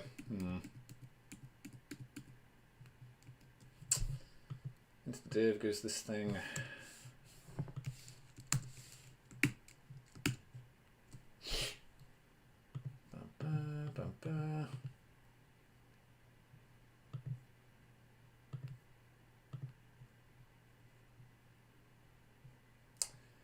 Alright, we come one step closer. We can kind of invent our own tag, but now we want to call that function. Don't want to render the tag. Window pane block, side by side block. Oh, you know what? It's called side by side, but the component is called window pane block.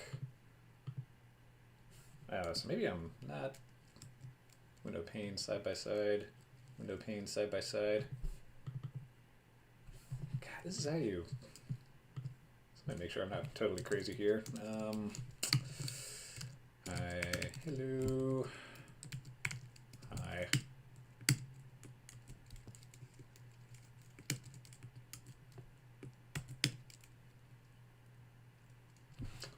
Launching REPL using depstudy and ripples are all goofed up. Now, did I never start this? Yeah, maybe I never actually started this.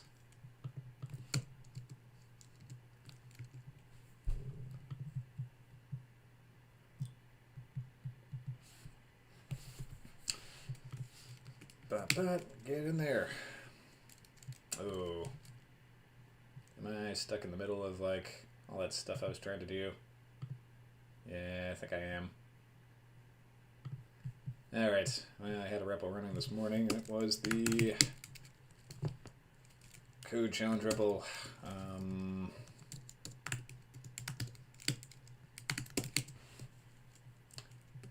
So let's just go over here for the sake of having a little scratch pad. It's not all goofed up.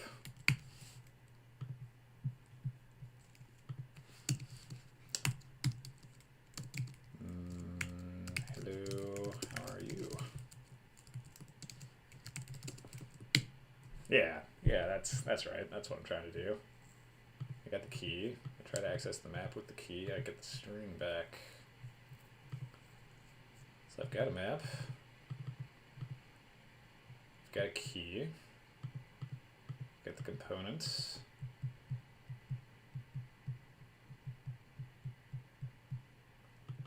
Man, what's the missing piece here? Send the key to the function. Get the component. Now, maybe I need to evaluate that first. Hi. Ooh, hey, look at that. We got it. Excellent. We got a little too much, but boink. Yep. Excellent. There we go. We can add our layout blocks, if you notice. Our layout blocks are now divs with little buttons in them, so you should be able to click this button and add a picture. So nice. Nice. Great. Yeah, you know, we got, 30 minutes left, 11:27. Yeah, what can we do here? We could possibly get as far as adding a picture of one of these. I don't know. Much progress today. Yeah. It's been a good Monday. I had no idea how I was going to do this when I woke up, and I'm really glad that, it's turned out okay so far. So that's really good. Is my camera not focused? Yeah. My head is probably too small to see the soft focus, but anyway. Cool. Alright, so there's a couple things I can imagine doing. We've got these like fixed width things, but I think I want to make this like full width inside the template grid, and then you'll have a better visual idea of like how much room you're working with when you're actually adding text to these things. So yeah, let's kind of cool our heels on this like super intense closure stuff, and yeah, go back to what we know. We know CSS pretty well, so let's just figure this out. Okay. All right, so we're adding something with the class of demo window pane. Demo window pane, demo side by side. Guess I can just graduate these to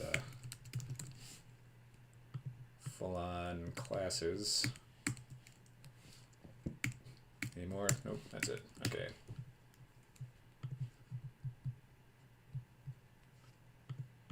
Alright, so we're back to there.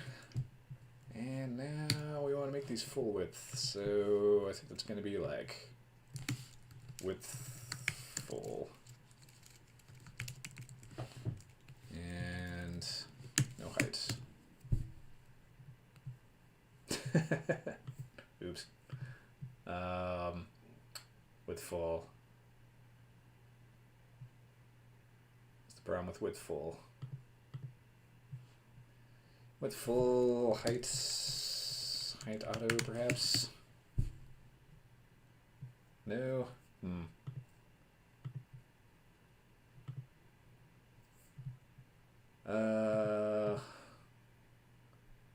Side by side, border 2, border black, width full, height auto.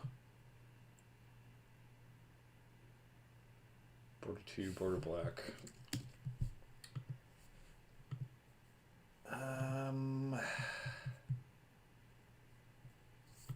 With full height auto. What is the problem here, I wonder?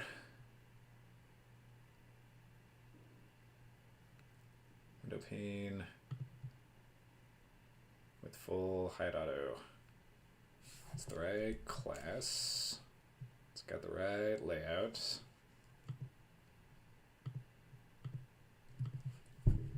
I think if they're empty, they probably need a default height, yeah.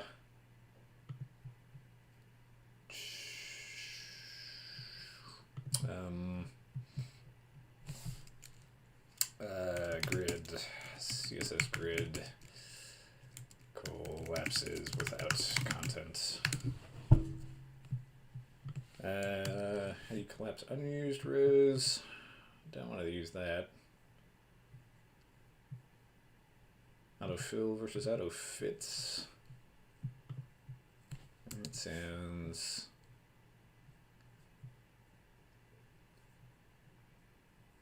likely. Min-max. Might need min-max. That'll tell it to be a minimum width. Autofits. These keywords tell the browser to handle the column sizing and element wrapping for us. The elements will wrap into rows. Yeah. Fill or fit, what's the difference? Autofill fills the row with as many columns as it can fit.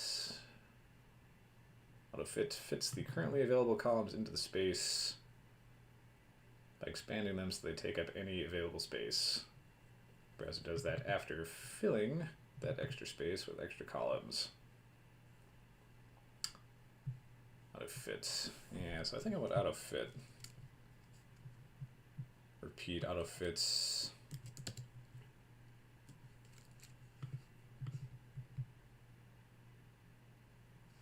Yeah, let's try that with window pane first. So grid template columns. Grid templates rows. Alright. Repeats. Find I kind of like wrapping things in parens willy-nilly nowadays. Repeat. Right, no space. Okay. Repeat autofix, min-max, 250, 1FR. Yeah, it's probably not quite what I want, but let's see what it does. Oop.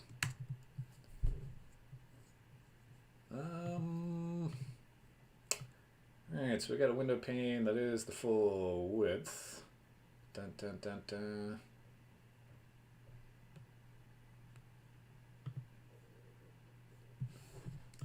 What if I just like put some text in the buttons? That'll give it some content to actually render. Boink, boink, boink. Oh.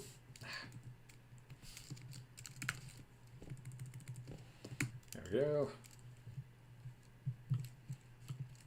Alright, so now we got stuff in there, but we don't have the right grid anymore.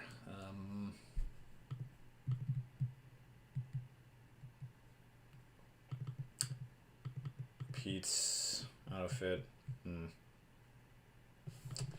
Yeah. P2, min-max. 50%, maybe.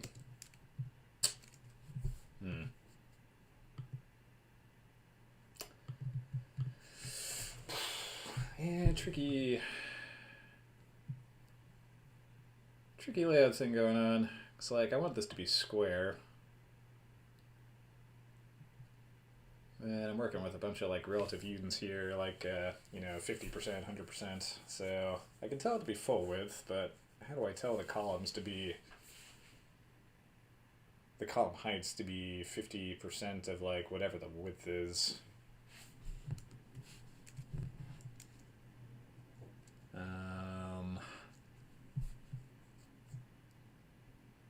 With full heights. Do I give that a min height? Yeah.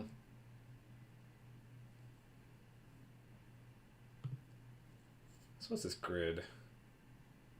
What's the main grid? The main grid is like 25% margin on each side, one column in the middle. So if I told the height of the window pane to be 50% of the width of the page, yeah, I could do that.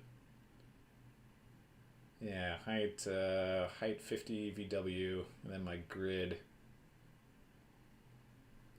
will be okay.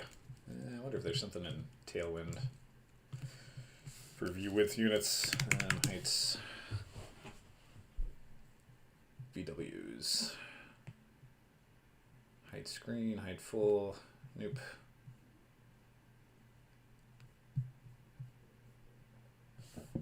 It's a pretty weird unit to base your height off of, so min max is going to be 50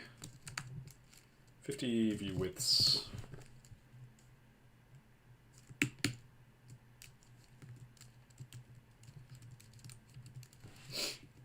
Nope. 25 for that one. Great. All right, cool. So that's that one. Now let's try to get our side-by-side cooperating. So these ones will be with 100%, and then they will have a height of 50 VW, right? So the column's going to be P2, and the rows is going to be 25 VW.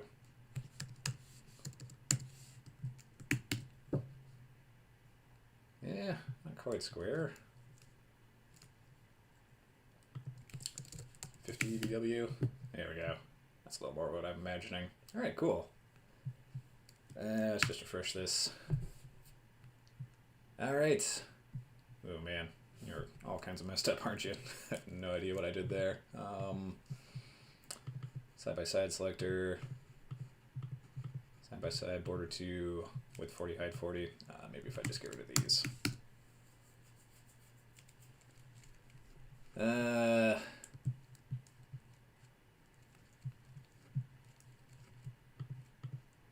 Yeah, not gonna worry about that. One thing at a time. All right. So we'll get rid of our test.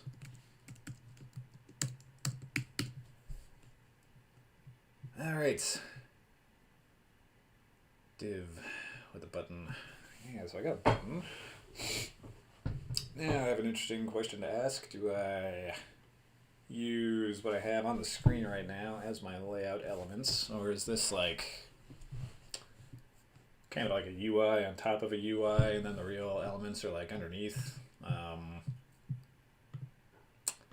Kind of like that idea, so that will separate our controller from our view, if you want to like imagine it in a context like that. So what I can do is I can have like our button layer, and that's like its only job is to be like the interactive thing. So you click on this, and then you can like, select pictures, move pictures, and then below that, well, let's do this backwards for the camera. View layer here. Below that you have like an image layer, which has like the same grid layout, but it displays the images themselves. Yeah. And that way I don't need to worry about like swapping out that button with like an image tag, if that makes sense. Because like the thing you're going to do is you're going to click on this thing and it's going to bring up like an image selector. So what I don't need to do if I do it that way is like, worry about like clicking the button and grabbing the image and swapping out the button with the image and putting a click handler on the image if I want to change it after the fact. So Yeah, I think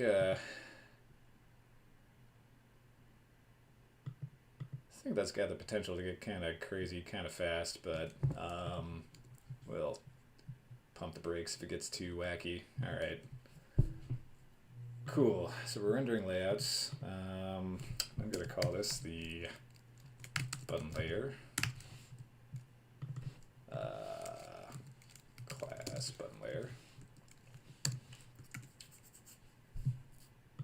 How about render content? Super POC. Don't get too smart too quick. All right. Right. I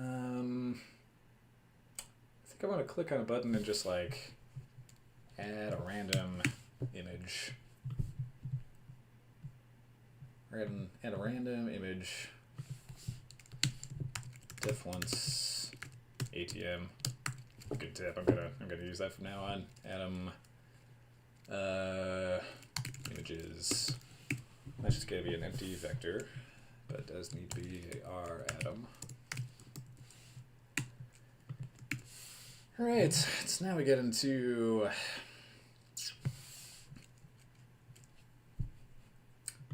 kind of interesting territory here. So we've got like these grids. You click on the grid, but how do you know which grid you picked on? How do you know where it is in this whole layout? And how do you render the right picture in the right place? So yeah, now we come to actually doing something with these on clicks. So window pane block. I guess I could give them like a row ID. So if you look here,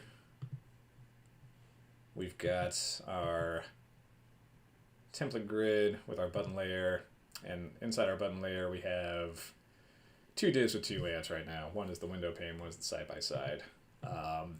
So you can imagine this being like row 1 and row 2, and you know there's all kinds of really obvious directions you could go with this, where like, you know, you've got a concept of like rows and columns in kind of a flat sense, but you know, maybe at some point you want to upgrade where you can like add a layout inside a layout, for instance, like a layout inside this corner of the grid or something like that. Or say you wanted to invent your own window pane and you can add like a sub layout inside here. I don't think I'm going that far just yet, because yeah, recursion is hard. So I think when I render these things, I want to like find the order that they're in, the order that they've been added in, and I want to assign them a row index. Okay. So when we render the layouts, I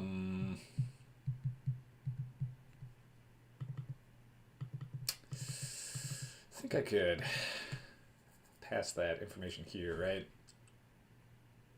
Yeah. So this is just a vector of strings. So that's like the layouts you've added, where and in which order. And then I don't think this function exists. Map v. Yeah, let's just go to the bookmark here. So there's a map indexed. There's a map indexed. There's no map v indexed. Gotta run off to get ready for a meeting. Great stream today. Hey, thank you, man. Yeah, thanks for joining for as long as you could. Yeah, enjoy your day. Thanks for hanging out, man. You had some good tips. Yeah. Anyway, map v into array. Yeah, maybe a combination of like map indexed and this into array function.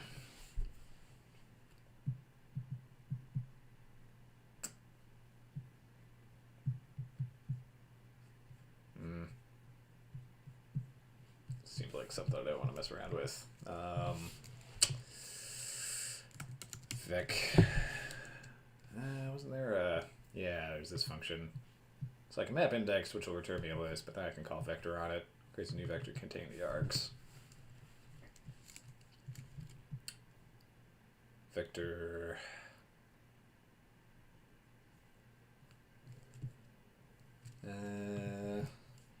into vector of...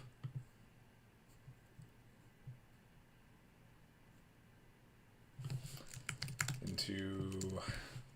Yeah, maybe into is what I'm really looking for.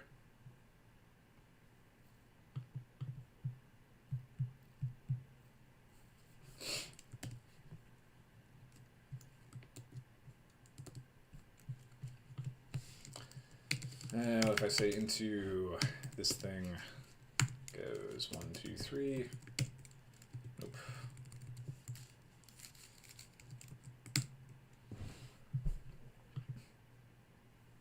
Unable to resolve simple into? What? Region core? Really? I thought that just kind of came with closure, man. Load that. Right. So I do need to quote it, but I can't use N2 to transform a list into a vector. Great. Good to know. All right, here we go. So yeah, it's going to be a map indexed do. Oh wait, no, wrong function.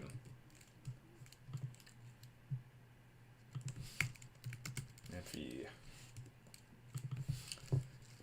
Okay, so it's going to be a map indexed do layout block map, but we're going to pass it a prop, which is index. Right, I think I need a function. What order does this come in? Map indexed. Index and then the item. Function insect index.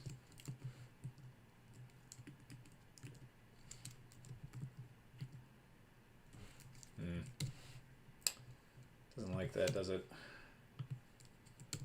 Map indexed. Do layout block item index. Index. We're gonna map over the atom layout blocks and onto a new line because that's easier to read. We're gonna do do item to the layout block map. Okay, map indexed into a vector, then sequence. Boy, did that work? Let's find out. Didn't totally crash. That's good. I can still add stuff. That's good. Yeah, maybe it worked, eh? So what if I try to render the index inside our components?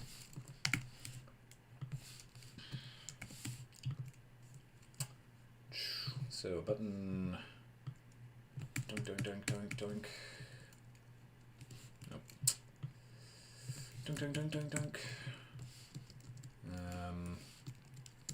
String row index is index.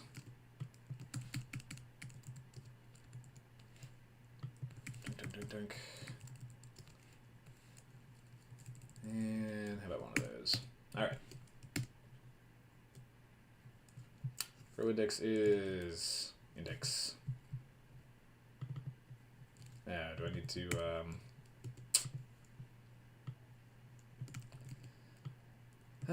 call that as a key because I called it a key in the props?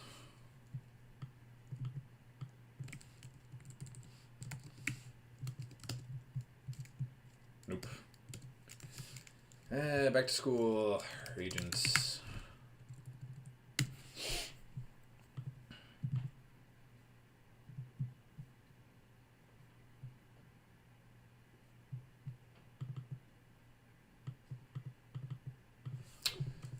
just call it as a normal variable. So maybe I'm not passing the right thing. Hello, name. It could just be a positional argument. Doesn't need to have a key associated with it. Unless I want to wrap it up in a map afterwards, which I probably will. Row index is 0, row index is 1, row index is 2. Excellent. Okay. So now I've got the row index. So if I... 10 minutes, could I possibly do this? Let's do standing desk mode to get super serious. Okay. So now if I click that, I want to say like row index 0. So I want to say like 0, 0, 0, 1, 2, 3. Yeah, so now I need the concept of a call index. On click.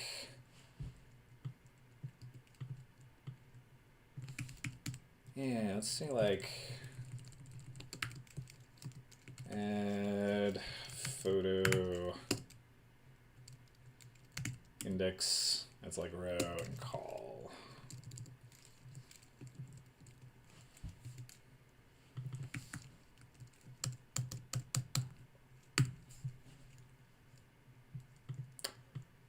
Alright, so let's just get a little visual aid. Call index.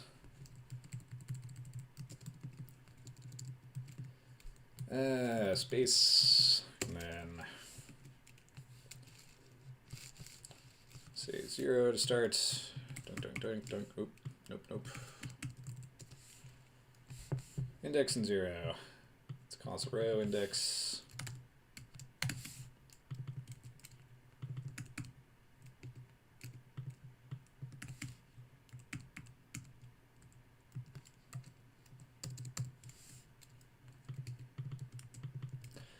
Alright, so that's 0, that's 1, that's 2, that's 3. 1, 2, 3.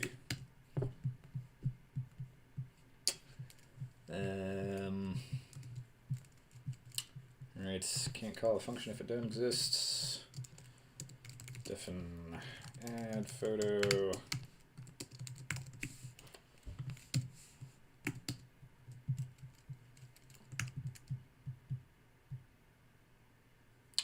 Zero, 0, 0, 1. Yeah, let's add a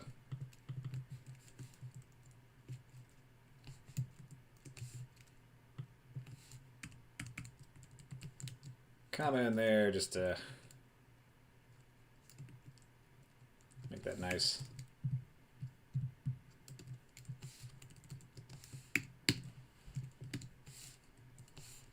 Row call index. That's not right.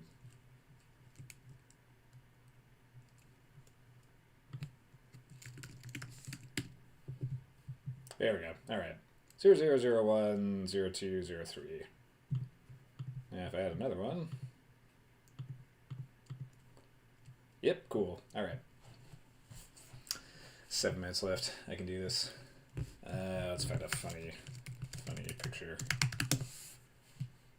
Dangerous internet search in retrospect. How about derby cat? Yeah, I like this guy. View image. All right, so that's gonna be our image. I'm gonna say def test image. It's gonna be this thing. All right. So when we click this, I want to simultaneously add a button layer. Yeah, I want a button layer, and then I want like a picture layer. Just what I was talking about before. It's a good day when you don't end up with too many tabs open. All right, so a button layer here, and then a row, and then a image layer under there. So I think this calls for defin render layout buttons, which is going to be this function. Sequence into all that stuff.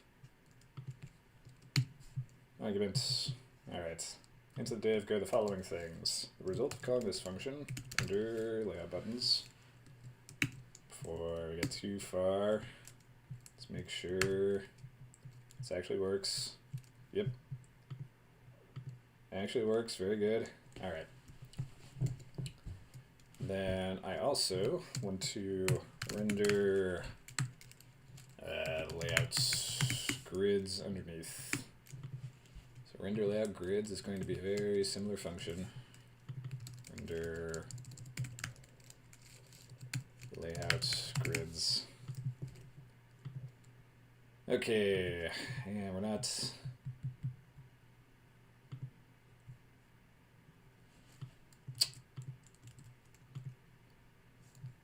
Alright, just let me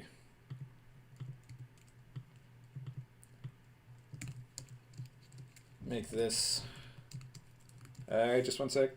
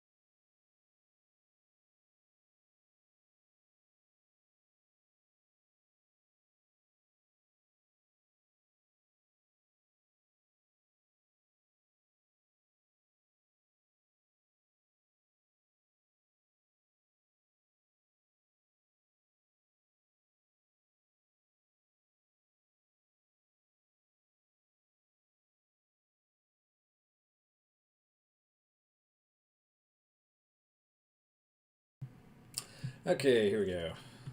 So, oh, maybe I can just like do a list. I don't even need to like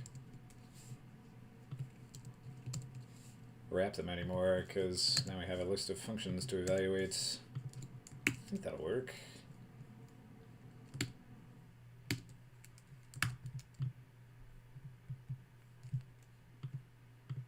So now I should have a button layer.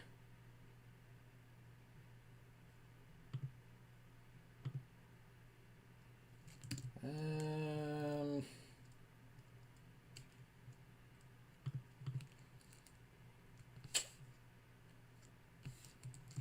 I need a do?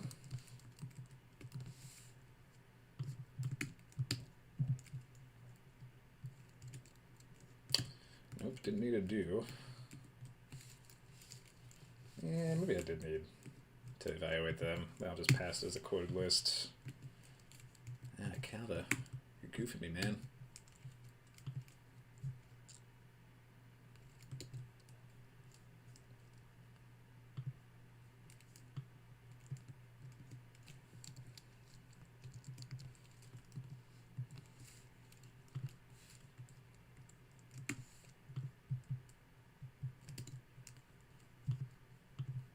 Oh, this is looking promising.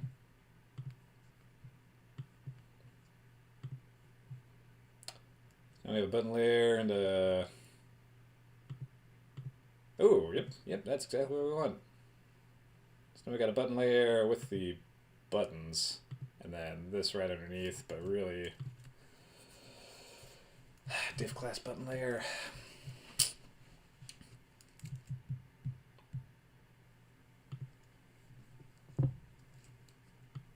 And maybe something like this.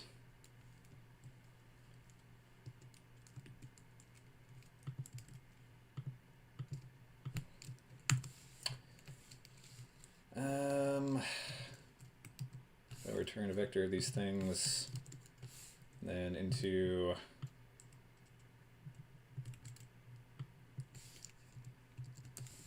div class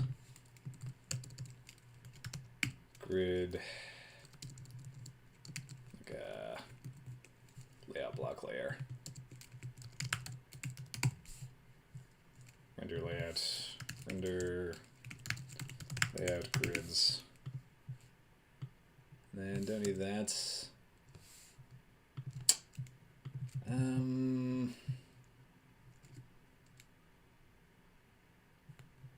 Right. Into view. Still need to call that function. Probably missing a paren. Expected transducer receive sequence. Well, I'm sorry. Oh, maybe I needed to care about that, didn't I? Export.call is not a sequence. Oh boy. Into the div.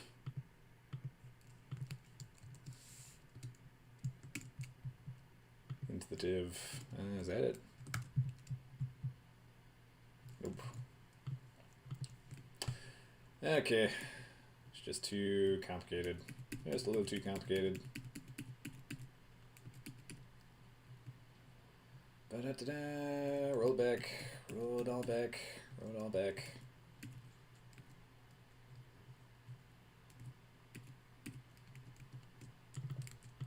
Alright, I will call that render layout buttons. So, render layout buttons, render template grids. Alright. So, define render template grids. It's going to be this same function.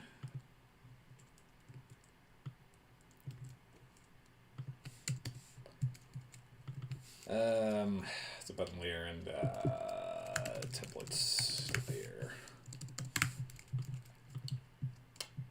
Alright, so this is going to be do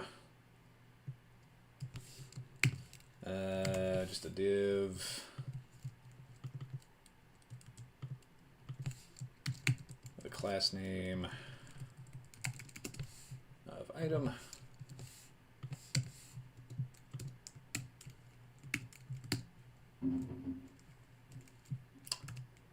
Alright, so we're no longer crashed, but did we get what we want? Button layer, template layer. Ooh, we did. Hey.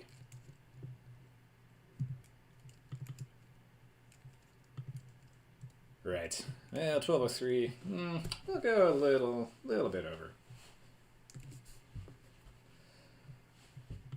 Do window pane block, side by side block. And now I kind of want a static version of this. So instead of buttons, I'm gonna have images. The source is blank, non-click. Yeah, I got it. I got a ton of work to do, don't I? Got a ton of work left to do to get to the point where I could actually add an image onto here. So yeah, y'all got plans. I do this for a certain amount of time every morning, so maybe I'll just stop it there. But the basic idea is that we've got a button.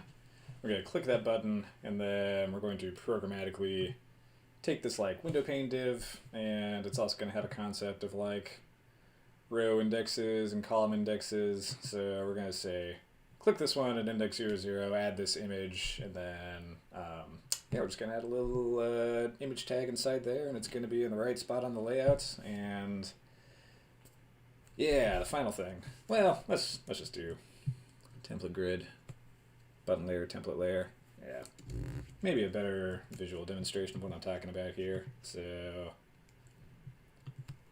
like button layer, z index 1, and then a templates layer. It's gonna have a z index of 0. Right, so instead of having those things like one after the other, template layer, button layer, I get those classes right.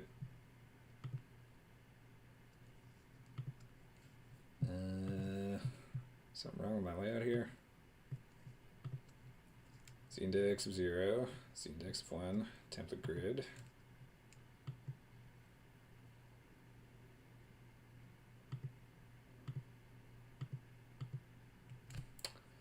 Button layer.